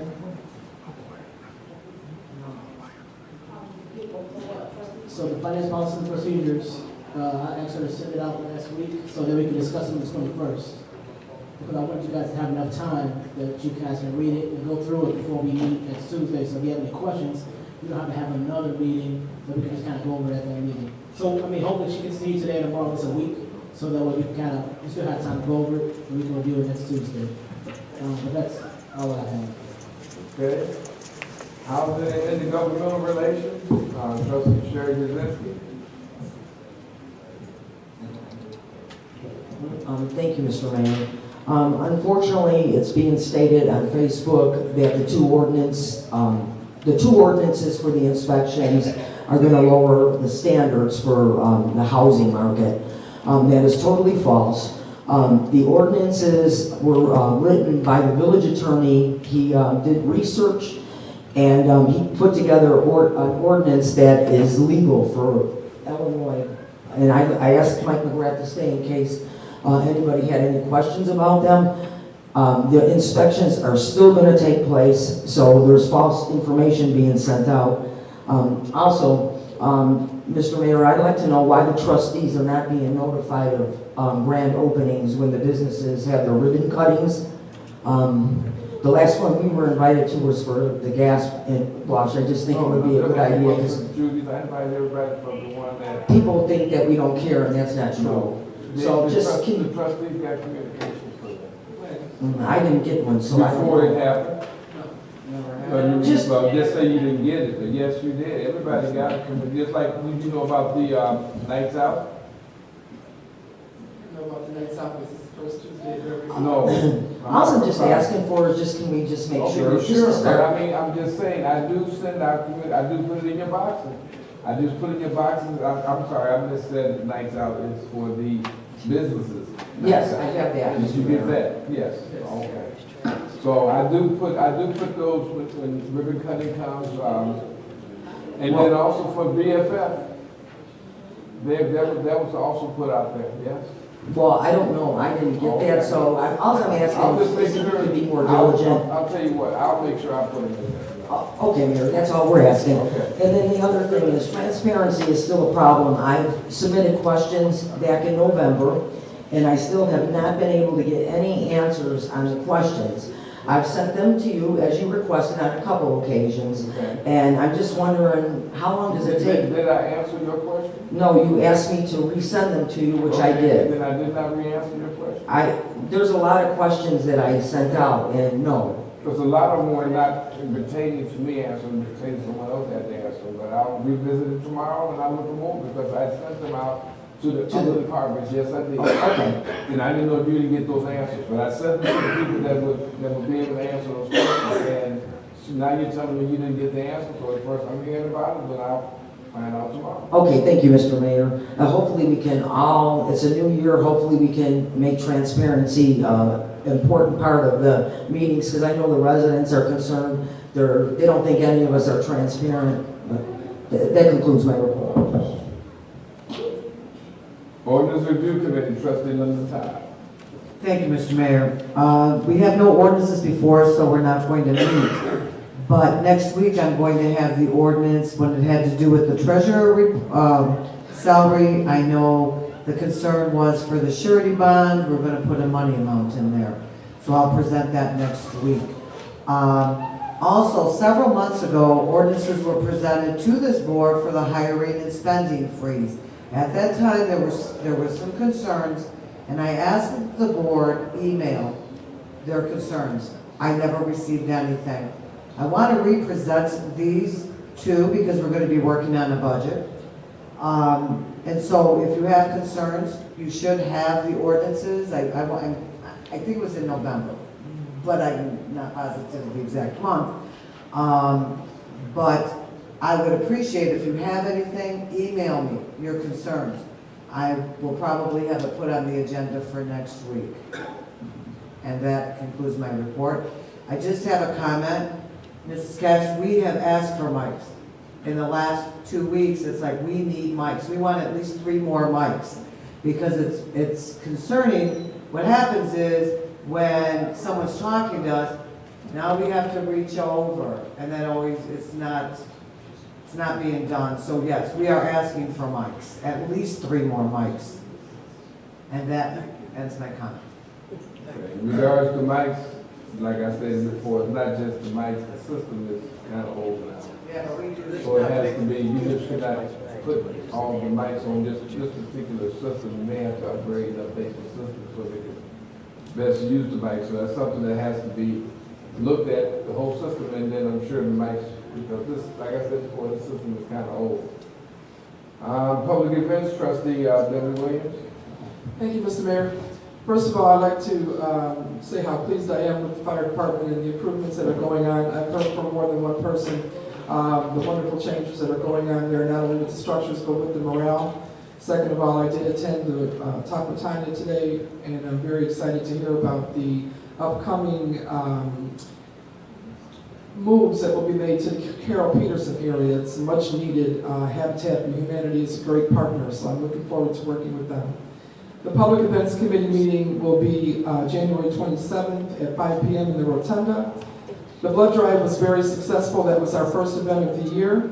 We will be working with other organizations to have at least 3 to 4 blood drives per year. We're working with Versity, who actually keeps the blood in local hospitals. The blood does not leave the communities. It's in the Southland here, which is why I like working with that particular organization. The 2020 Public Events Calendar will be reviewed at the next Public Events Committee. Any suggestions for community events, please contact me. And after the last meeting, in response to the residents that came forward, I did verify that the $800,000 of the reserve is in the bank. He mentioned it today. By he, I mean Mr. Finch mentioned it today, and I know that he was speaking kind of quickly, but some of those funds are actually in an interest-bearing account, which means now instead of $800,000, it's $813,000 with the interest. As for the microphones, I also have asked for microphones. This was the first time I heard that maybe the system will not adequately take additional microphones, but it can't be about the money for the microphones because we're spending all kinds of money in a lot of ways that is just plain foolish and not getting the services that we're paying for. So the microphones don't cost that much. If it's the system, then I would like to have an update as soon as possible, how much it would cost to update the system and get at least 3 to 6 more mics. I don't want to wait till budget time. I think we can find the money for that. As far as census events, I think it's premature to say, or maybe a little irresponsible to say that the trustees up here are not attending census events. We may not be attending the census events that the clerk has put on, but I myself have attended several census events, and I constantly am doing research for census events, and I'm dealing with people who deal with the census constantly. So as a former clerk, I am very concerned about the census, and it's thousands of dollars per year per person that we will lose if the person is not counted. So just know that I will not be at tomorrow's census meeting. Unfortunately, I have a family emergency. But I would like for the clerk to update the board on all meetings that have taken place up until this point and all future meetings. I think we should get a report on what's taken place. And if there's anything that we can participate in as far as an event, an outreach event, then we should know that that outreach event is taking. If it's information only, I myself feel that I have adequate information. And the January 7th meeting, the clerk announced that the board approved an ordinance that was not reviewed prior to being approved, which was the levy ordinance. I just wanted to clarify for the record that the levy was discussed in depth at the meeting of December 3rd. We did not arbitrarily pass an ordinance without knowing what the content of the ordinance was. We discussed the levy. The levy is a time-sensitive document and needed to be handed in by the end of the month, and that was the last meeting of the month. So we were fully aware of how much was the levy that was being passed in that ordinance. On the December 10th meeting, I tried to discreetly approve the minutes with corrections. That meeting became very disruptive when I was just trying to make some quiet changes through emails to the clerk on what needed to be changed.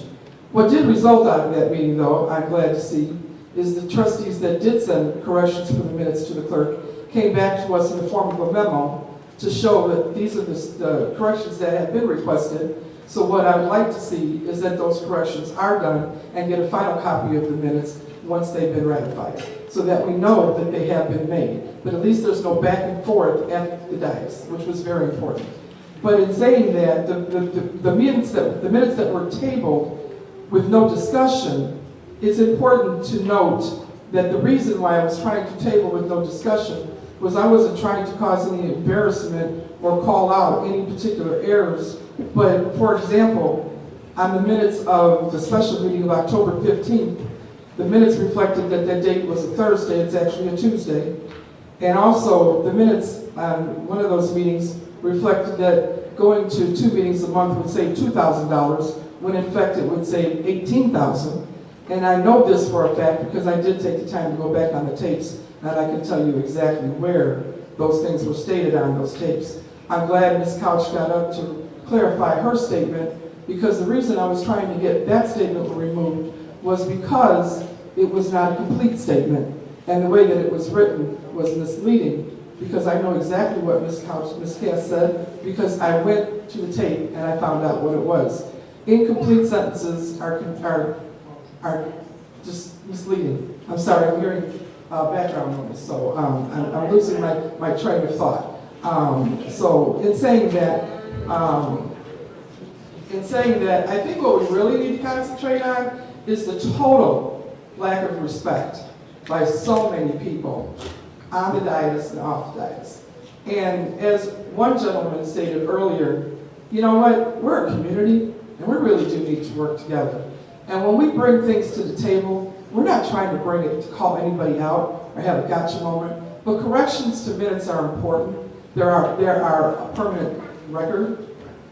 Microphones are important, and we're all guilty of not using them properly.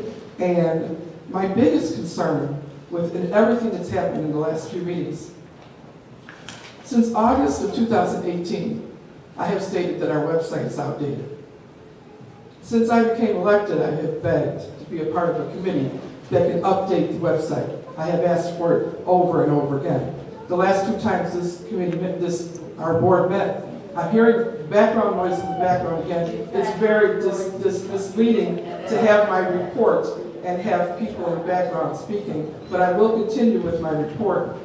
The last 2 meetings, I have asked for direction to bring the website up to date.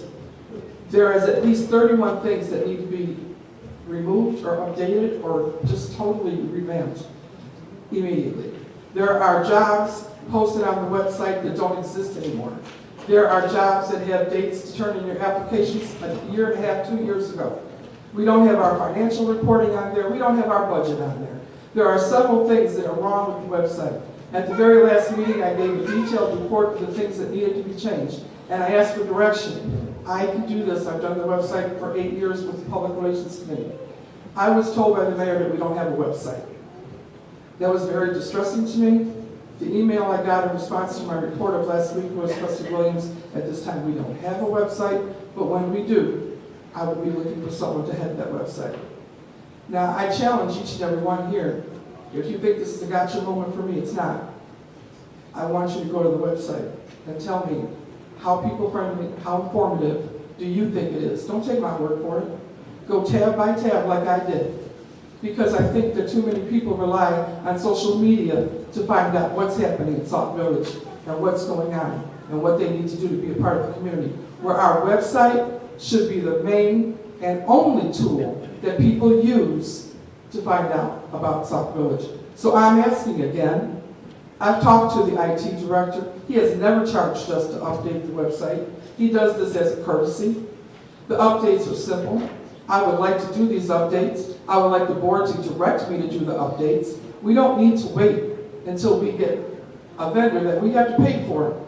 Because if we're getting a vendor that we have to pay for to revise our website, at this point he'll be revising it with outdated information. There's very little information on the website that's actually current. So again, I'm begging you, can we update this website? And we don't have to spend a lot of money on it. We spent $2,400 on a company that was supposed to revise our website, and they did not one thing for the $2,400. And that's been stated at board meetings. I don't know, I wasn't here. No. Again, I think you're out of order, Mr. Mayor, because I do have the floor. I do have the floor, Mr. Mayor. This is my report. So, are you taking the floor away from me? No, I am not. Just telling you, you are misleading people. It was not 2,400. How much was it? But you said you already. Oh, Mr. Mayor, if you're gonna, okay, how much was it? Tell me how much it is. Correct me. If I'm wrong, correct me. I want it on record. I want my faults on record. You're still taking this. You still have the floor. I'm not going to go back and forth, trustee. Whatever the cost is, we spent money and got not one change for the cost of that money, and we don't have microphones. Okay, that's my point. So whatever, if it was $5, we spent money on a website that is 2.5 years out of date that I have been asking to update, and we still don't have the website, and we still don't have microphones. Thank you very much. This is very unfortunate, trustee. It's a shame. You come in and you make comments. You make these comments, and I've asked you to come to my office. And what was your reply when I asked you to come and sit down and talk to me? What did I ask? What was your reply? I said everything we do from here and then we'll. You said you would not come in. You would talk because to me you only by argue with me email. every I've single got to time see. I come That's to what I'm your talking office. about. I said I asked you. You came in. You come into the village hall. I'm right there. All you do is come down. But now you want to keep us here. And we still have to pay for certain people to be here at a certain time because this is what we have to do. But for you to make that statement that nobody's trying to cooperate, I told you why. But I guess you had to have it on record. I guess you had to grandstand. I guess you had to do all those things. But I'm right there. Everybody else comes in and they want to say something. They come in and talk to me. You choose to tell me that you will not. This is my point. No. Wait, this is my point. I respected you. I didn't say nothing. You said There's no rebuttal to my report. Okay, but I'm not rebutting. I'm telling the fact. Yeah, okay. The fact was Take you this told, website out of the fact was you told me you would not come in my office and talk, that you would talk only through email. So I guess, I don't understand, but now I guess you talking email and also you want to put it on record, that's fine, I have no problem with that. But don't sit up and tell We me. know it's not gonna be in the minutes, Madam Clerk. Now you're going back and forth. She Now said- you're going back and She forth. just said it's not gonna be in the record. Trustee. How disrespectful are we Now, right now? how we, who? How disrespectful are we How right we, now? that's the problem. People come here to How hear, disrespectful. to hear this going back, this circus, going back and forth every single week. Because what you want to do is do that. I heard point of order. I'm okay, that's duly noted. But I'm tired of every single week, we gotta go back and forth because you feel that this is the way it is. Okay, fine, I understand that. But when a person makes a comment, you take it personal. That's like I stated before. This is Sauk Village for the residents. So therefore, it should be not for a show on HBO. And that's exactly what you're trying, yes it is. Because you have plenty of time to come in and talk to me. Everyone I does. talked to you at board meetings. No, board I have meetings. requested to be And part that's of when this you website. grandstand, You are telling me the website. That's when You you said we have grandstand. no website. Excuse You me. don't. Then you don't. www.saukvillage.org. I challenge everyone in this audience, check it out. See, there you go. You want to talk over me again. Yeah, 'cause you Because I'm going to go back and forth. I'm done. Well, thank you. I appreciate that. I was waiting for that one. Senior Advisory Council, first of all, before we get to that, for the record, I just want to say to the people that decided to stay here this time of night, that I am so sorry that you got to come here every single meeting and go through back and forth. This should be taken care of. This is business, as I said earlier at this meeting. This is not personal, but it seems to get that way when people don't have a chance, or they have a chance, and then when someone says that, we go back and forth. This is a business meeting. We're here to vote, as you said before, money in and out, legislation in and out. That's ordinance and resolution. Personal agendas have no business in any village. You should not be on personal agendas.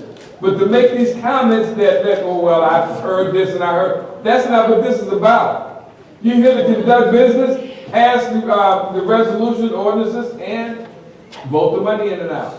If you have a personal agenda, hold it until it's over with. Then if you want to have a meeting as a trustee, you can have a meeting. You have meetings. You want to have a personal agenda, or you want to talk, have it at your meetings that you have. Thank you. Point of order. Have it at your meeting that you have. Disregard. A point of order is still duly noted. That's right. Have it at your meeting, and you can talk about whatever. But I'm tired of disrupting this meeting because you want to get what you want to get out, say what you want to say, and then get yeah, or no, or clap, or whatever. That's not what people put you in here for. Mr. Mayor, I So, think you're out of that order. being said, Entirely out of thank order. you again, duly noted. Thank Mr. you. Mayor, everything I stated was Going facts. forward, Everything I stated was facts. Senior Advisory Challenge me on my facts. Council, let's get it final.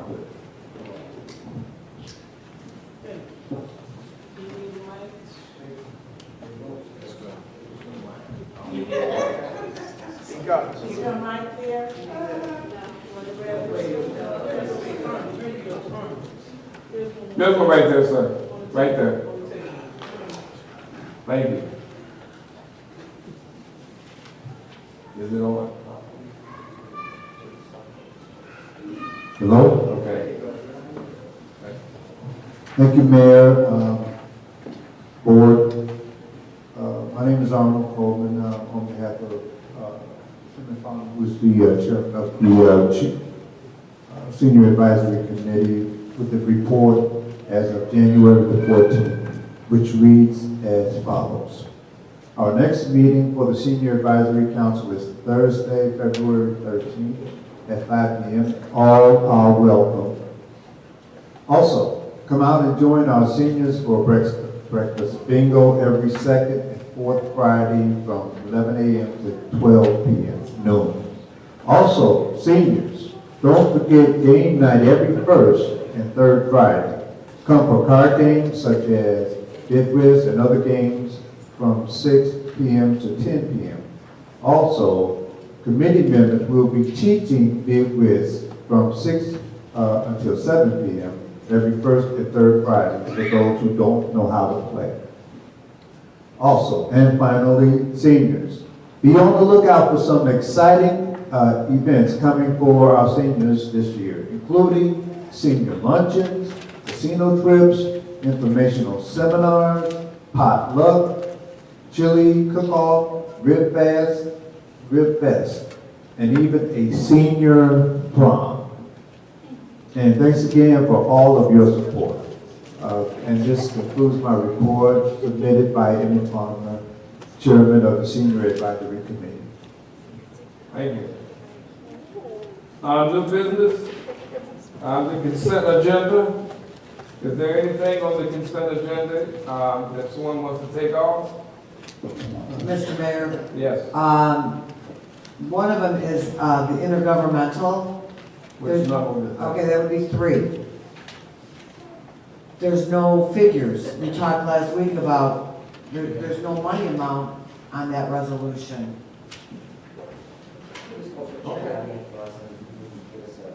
Right. Okay. With that, so I think it needs to be. Is there any other item that wants to be taken off and voted on separate? Mr. Mayor? Yes. Number,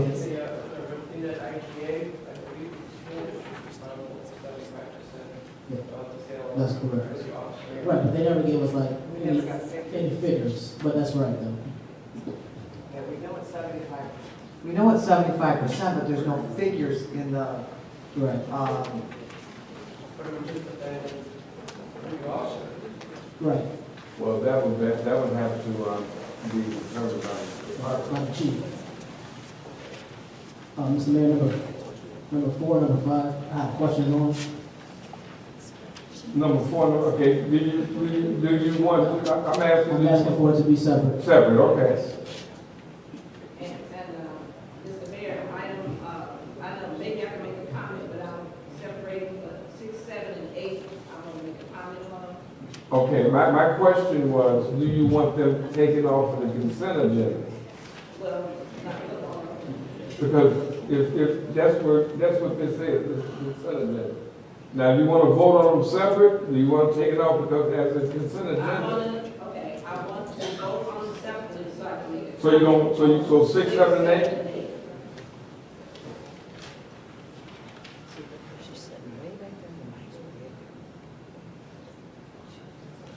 Any others? So are we asking for questions at this time? No, I haven't asked for a motion yet. I'm trying to find out what is, because it's titled consent agenda. These were the items that were presented as a consent agenda. Now it seems like 6 out of 8 of them want to be voted on separately. So that's what I'm asking. Is there any others? We only have 1 or 2 left. Item number 1, number 2. Do you want those, I'm asking the board, do you want those to be voted on as consent, or you want those to be voted separately? Item C. Item 1 and 2. I'm sorry, what? Item, under the consent agenda, item number 1 and item number 2 are the only 2 that was not asked to be taken off the consent agenda.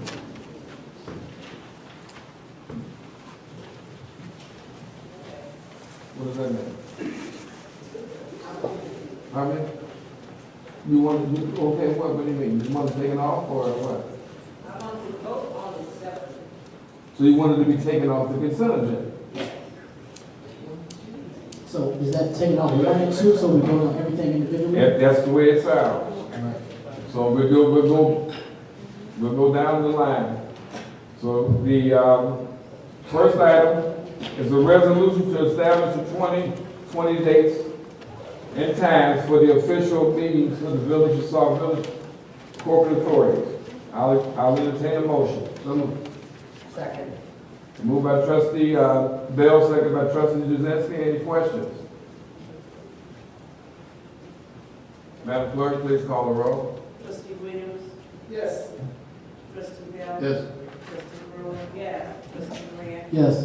Trustee Jazinski? Yes. Trustee Todd? Yes. Motion carried. Item number 2, a resolution authorizing the Village of Sauk Village to enter into a memorandum of understanding with Metropolitan Planning Council for the drinking water 123 Academy Technical Assistance. So moved. Second. Moved by trustee Grant, seconded by trustee Bell. Any questions? I have a question. I have two resolutions here. The first page is identical. The second page has page 3 on the first one, and the second one has page 5 on the other one. Actually, the first one has page 3 and 4. Are these, do we have a complete resolution? It's all one. This is the resolution. I have two. She presented it in 2 different documents for your committee meeting. But we're having one resolution. One resolution. That's what I wanted to clarify. We're a combination. Any other questions? Madam Clerk, please call the roll. Trustee Bell. Yes. Trustee Brewer. Yes. Trustee Grant. Yes. Trustee Jazinski. Yes. Trustee Todd. Yes. Trustee Williams. Yes. Motion carried. Item number 3, resolution authorizing the Village of Sauk Village to enter into an intergovernmental agreement with Community Consolidated School District 168 for the school resource officer. Accept the motion. So moved. Second. Moved by trustee Grant, second by trustee Todd. Any questions? I have a question. Has this been presented to the school board? Have they passed the resolution yet? Do we know when it's going to be passed to the school board? Is it after we do it? Yes, They do it? that's, I think it was stated that too. Well, we did say that the school board had not discussed. Right, I it. thought, I saw something that the school district, that was sent out, that the school district, wanted us to pass it first and then they would. Then they'll pass Yes. it. That's fine, thank you. I just want to make a comment because I went to pull it off and I was talking about the figures, but the chief gave me the information I needed. Thank you. So we're good. Madam Clerk, please call the roll. Trustee Brewer. Yes. Trustee Grant. Yes. Trustee Jazinski. Yes. Trustee Todd. Yes. Trustee Williams. Yes. Trustee Bell. Yes. Motion is carried. Item number 4, an adoption, ordinance adopting section 14-1 of the Village of Sauk Village Municipal Code regarding single-family home inspection. I accept the motion. Second. Moved by trustee Todd, second by trustee Jazinski. Any questions? Yes, Mr. Mayor, question. So, I have a few questions. Sure. So the current process that we do right now, how is that any different from this one? So this one, we had the same search that we plan to inspect. So what is the big difference between what we do now and this process? I mean, I just kind of want to know that one first before I proceed to the next questions. We've always had ordinances on the book for rental, the inspections. This is home. This is the home. This is single home. Yes, we always had ordinances on the, in the ordinance book for inspections. The fees needed to be updated. We also included an appeal process. As Mike McGrath stated, that it's unconstitutional to not have an appeal process if somebody doesn't like or has a problem with the inspection. So this is in conjunction with, right now we have the inspectors doing the inspections, and that's not going to change. That's going to be in conjunction with these ordinances that are on the book. It wasn't codified the last time the book was codified, and the attorney suggested to update the ordinances. Okay, so our current process, as far as inspections, won't change. Okay, so when I read the language under inspections required, I'm gonna read the whole thing. But it sounds like we can use anybody to do the inspection for us. I know currently we use somebody who's licensed by the state, I believe. But it seems like if we use any one of these people that are listed in the resolution here, that anybody can do this and they don't have to have a license. And I know you don't, I think Mr. McGrath, I don't think you have to be state certified, if I'm mistaken. I believe currently, right now, the mayor indicated that there was 2 inspectors, and those are the ones that are the only ones that are authorized to do inspections at this point. Okay, so I just wonder why we include the language that we can pretty much use anybody. I understand like we kind of amended it later and added anybody else, but it just. Well, currently, we don't have a contract with either one of these inspectors, so we can't have them in this ordinance. Am I correct, Mr. McGrath?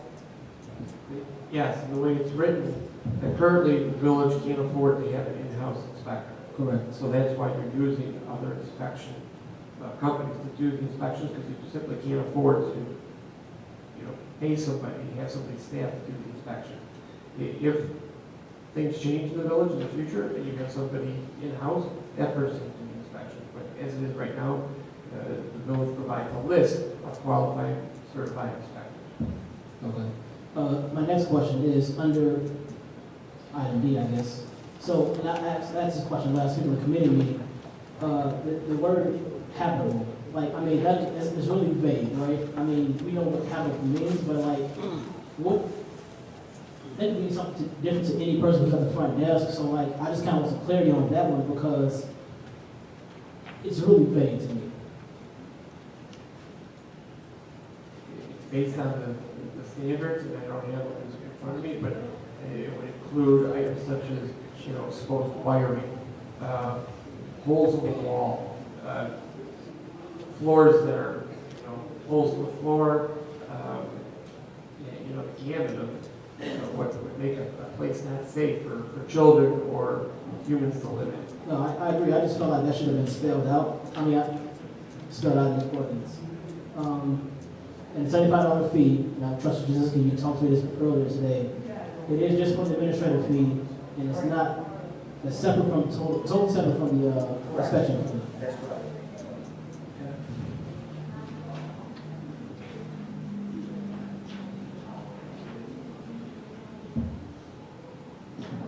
That's it. Any other questions? Okay, because that was something I was gonna ask also, that $75, because the way it's stated, it says, the original $75 administrative fee includes the original inspection and one re-inspection.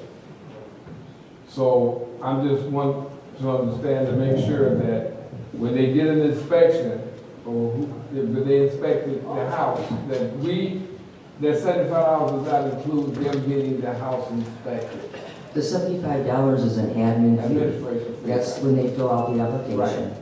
And then the inspectors goes out and charges their own thing. Correct.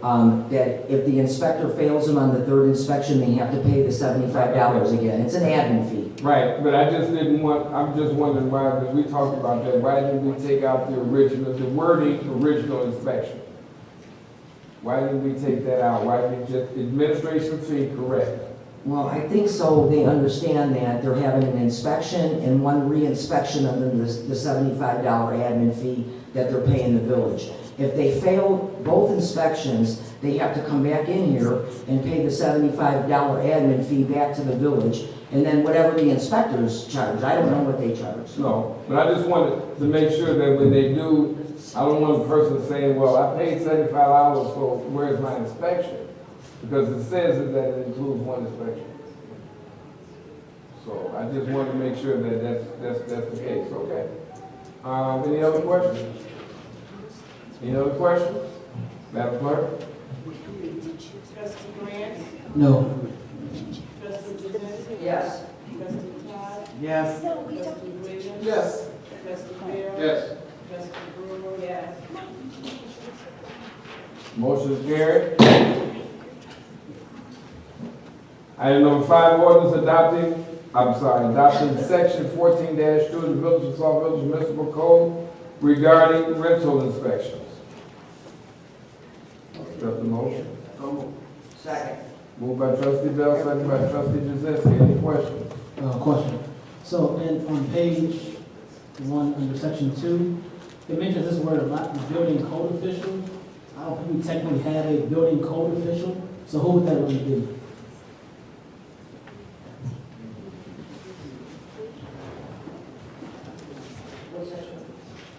Section 2, under rental inspection, section 14-2 says B, building code official. It mentions that throughout the whole ordinance, but we don't technically have anybody with a title by building code official.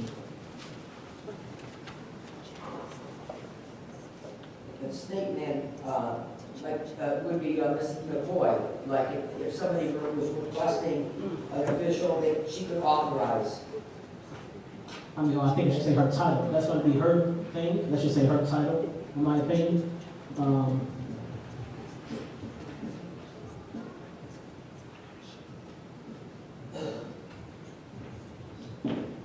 And also, I guess my next question is, so, if I remember correctly, we talked about this last week, said we're non-home rule, so therefore we can't force inspections on the rentals, right? Is that correct? So, No, this gives the right to have inspections for Sauk Village. These ordinances aren't taking away inspections. okay, so I understand. So on the previous ordinance, it was listed out the 5 inspections that you had to have. This one does not do that. It doesn't say plumbing, electrical, heating, roofing, nothing. It doesn't list that in this ordinance. In this one. In the last one it did, and this one it does not. So that's why I seem like there's one for single-family homes, and there's one for rentals, and it seems like they're different because it doesn't list the same thing. Well, that would be up to the inspectors if they wanted to add, if they don't, I mean, you have inspectors right now doing your inspections. Correct. Right. You have inspected, but it's like, this is put in. Because these are rental inspections, they're minimum requirements and life safety standards. So if the furnace isn't working, they could require that they have a furnace certification. But with a house sale, you have to have those. Right, but I mean, if while I'm a tenant or a homeowner, I still have to have a furnace. I mean, my quality of life should be the same whether I rent or buy. I don't understand what you're asking, but as far as, it goes along the lines with rental property. If a tenant moves out, the village has the right to go in and inspect to make sure to protect the incoming tenant that the dwelling is suitable for habitat. And it includes all electrical, furnace, running water, that there's smoke detectors, carbon monoxide detectors, things along those lines. I understand, but it doesn't list that in this one like it does the previous one we just voted on. It lists the 5 inspections in the previous ones, but it doesn't list them in this one at all. But it lists the fire inspector, building inspector, another person or contractor authorized by the village. And, Right. It said those are people who can perform the inspection. It doesn't list the actual inspections like the last one did. It explicitly laid it out in the last one. This one, it doesn't at all.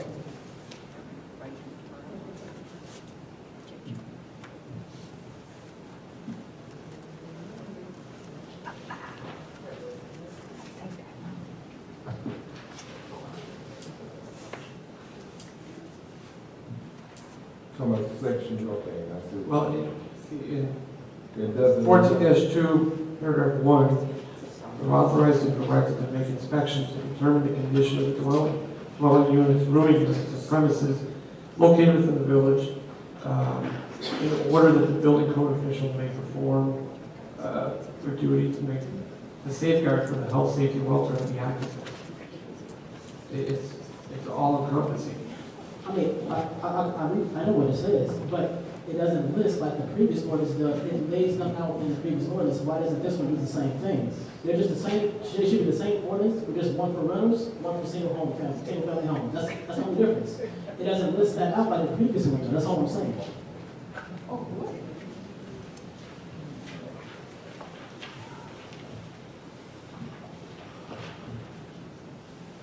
It seems like, I know trustee just said there's minimum standards, and I get that, but it seems like there's no standards because there's nothing listed in here. That's what it seems like. Would you be satisfied if we took the same language from the ordinance adopted section 14-1 under B, inspections required, that language in that ordinance, and we'll put it in ordinance 14-2. Correct. I asked Attorney Burns again last week when I asked about this in the committee of the whole meeting. Yeah, I wasn't, I don't know if that was asked, but amend the motion, that will have that language included. That will be fine. Okay.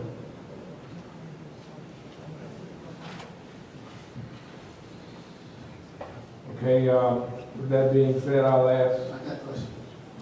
I need, for the rental properties, if, you know, the certificate is good for, like, the person who's moving in, just their term. If somebody moves it, someone in my house 3 times, they have to inspect every time?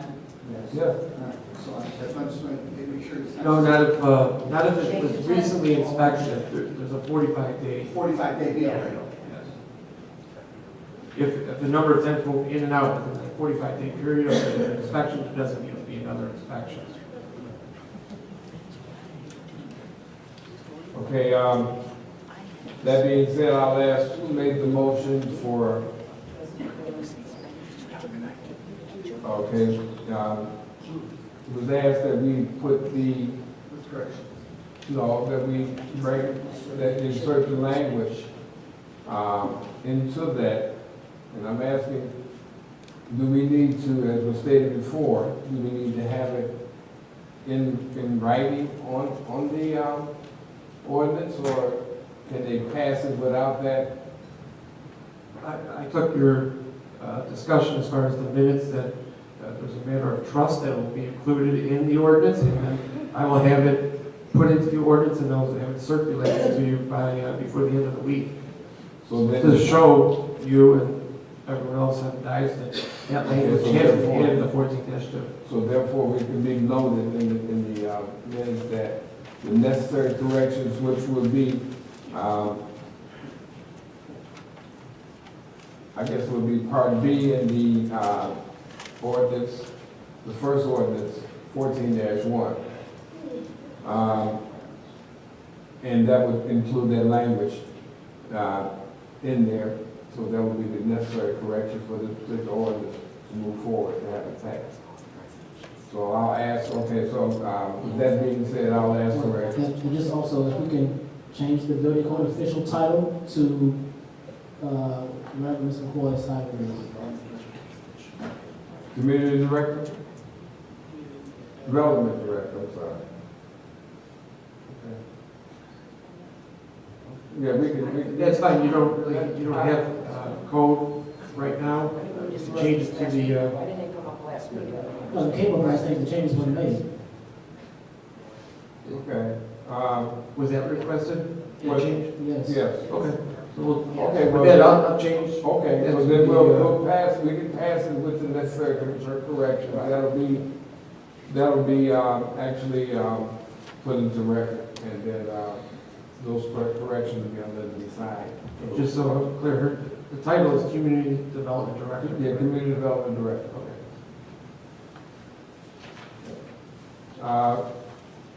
There was motion and second. Madam Clerk, please call the roll. Trustee Jazinski? Yes. Trustee Todd? Yes. Trustee Williams? Yes. Trustee Bell? Yes. Trustee Brewer? Yes. Trustee Green? No. Motion's carried. Item number 6, ordinance abating the taxes for the general obligation bond, tax increment, general obligation capital appreciation bond, which is the tax increment alternate finance, alternate revenue source. Series 2002 of the Village of Sauk. This is the bond that, this was going into the bonds that we talked about last week, that they're asking to be abated. So moved by Trustee Bell, second by Trustee Todd. Any question? I have a comment. Mr. Mayor, this comment is for items 6, 7, and 8. Last week when Kane McKinney was in, and it has been happening for the last 2 years, you can't get any information about what's going on with each bond. I have repeatedly asked for a detailed ledger on what's going on, and you can't get that information out of civics, according to Mr. Finch. Now, I understand that it's a good idea to abate these taxes, but it seems like to me that we should be able to get some kind of information from them. This stuff has been going on for the last 2.5 years. Well, we can't get any substantive information from Kane McKinney about the TIFs or the bonds. Every time they show up, then they always say, well, we don't have that information. And I sent a series of questions to Mr. Williams, And, of course, they didn't answer any of them. So my concern about these, tips and the bonds, of course, I imagine they have insurance to cover it, but it seems like we should be getting some regular information about what's going on with the tips, for the duration of what's, of Sauk Village history for the last, since 2017, and we just can't seem to get that information. And we go in there, and we refinance, and we refinance and stuff, but we just can't get any information. Everybody comes back with the bottom line, I want some detailed ledger about what's been going on. We spend all this money for analysis and all this sort of stuff, but we can't get it, and we don't even get copies of what they're doing. You know, we're spending money, $2,000 and $3,000 every month or so, but we have no idea what they're doing. So that's the end of my comment for 6, 7, and 8. Okay, they were here last week, and that was a great time to ask whatever question that you I had. asked all the questions. And, okay, but you do understand that the reason for abatement is there's a reason you have to pay your bond. And it's being paid through TIF. These are TIF bonds. So therefore, this is the money coming from the TIF district. The TIF district was created because a lot of your businesses don't want to pay your village taxes and your school taxes, and that's why the TIF was created. Thanks for that information, Mr. Mayor, but Pardon I'm me? asking for a detailed letter. You asked me on what's been going on, and you trying to rebut me. No, I'm not I'm not getting this information. I sent the question. Okay, I was trying to answer your question. I was trying to answer your There was question. no question, it was a comment. Okay. You're not getting that information from Kay and Kenny. They've been around for years. They're not giving us. You said you haven't got the information since 2017. These bonds have been in effect since, some of them was like 2002. No, these have been, okay. Any other questions? Madam Clerk, please call the roll. Trustee Todd? Yes. Trustee Williams? Yes. Trustee Bell? Yes. Trustee Brewer? Abstain. Trustee Grant? Yes. Trustee Jazinski? Yes.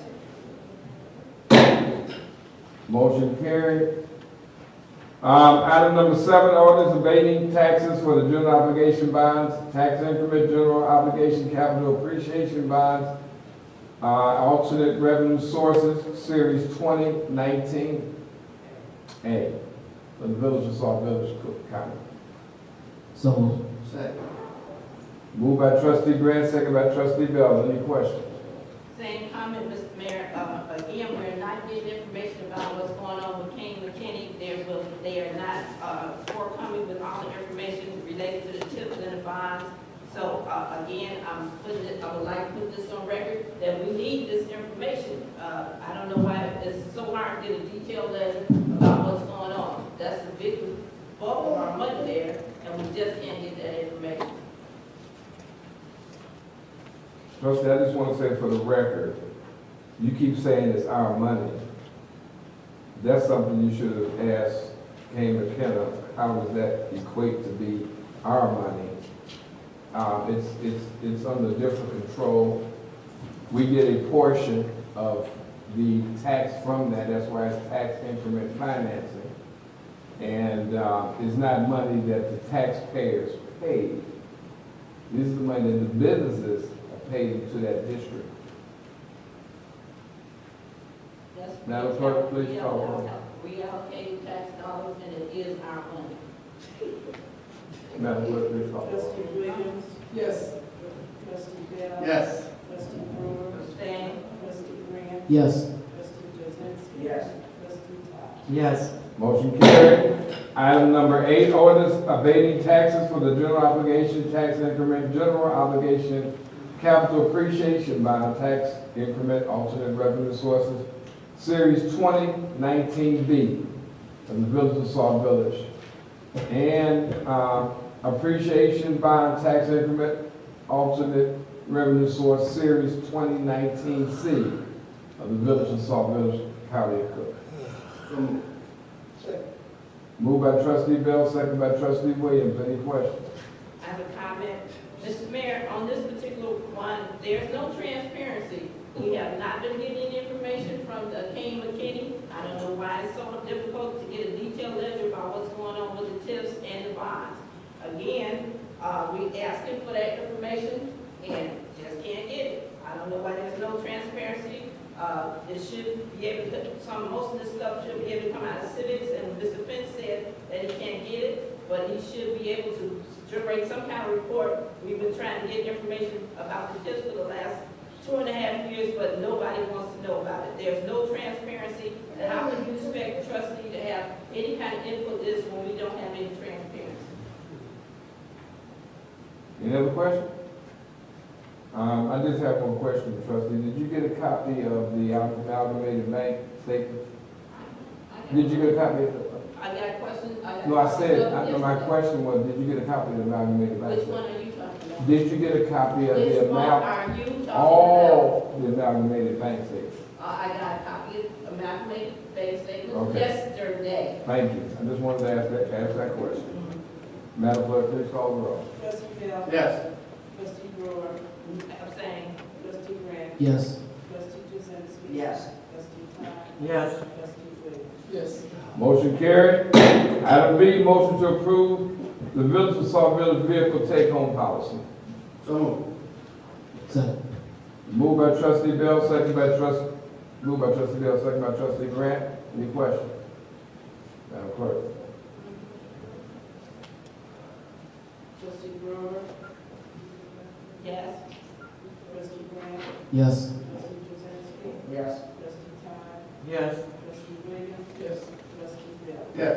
Motion carried. Item C, motion to approve accounts payable in the amount of $585,283.90. So moved. Second. It was moved by trustee Grant, second by trustee Bell. Any questions? Got a comment. Mr. Mayor, on this particular accounts payable, the bottom line was changed. It's imperative that when we vote on something that we have the bottom line figure, and just like the minutes and business account receivable, I don't see where it's so much that we can't have a bottom line figure that has the right numbers in it. How can you vote on with something that you don't, somebody told you? Nobody has seen it in writing or anything like that. So I ask that whenever you do accounts receivable or minutes or anything like that, that it be the right document that we approve. That's the end of my comments. Any more questions? Mr. Mayor. Oh, yes.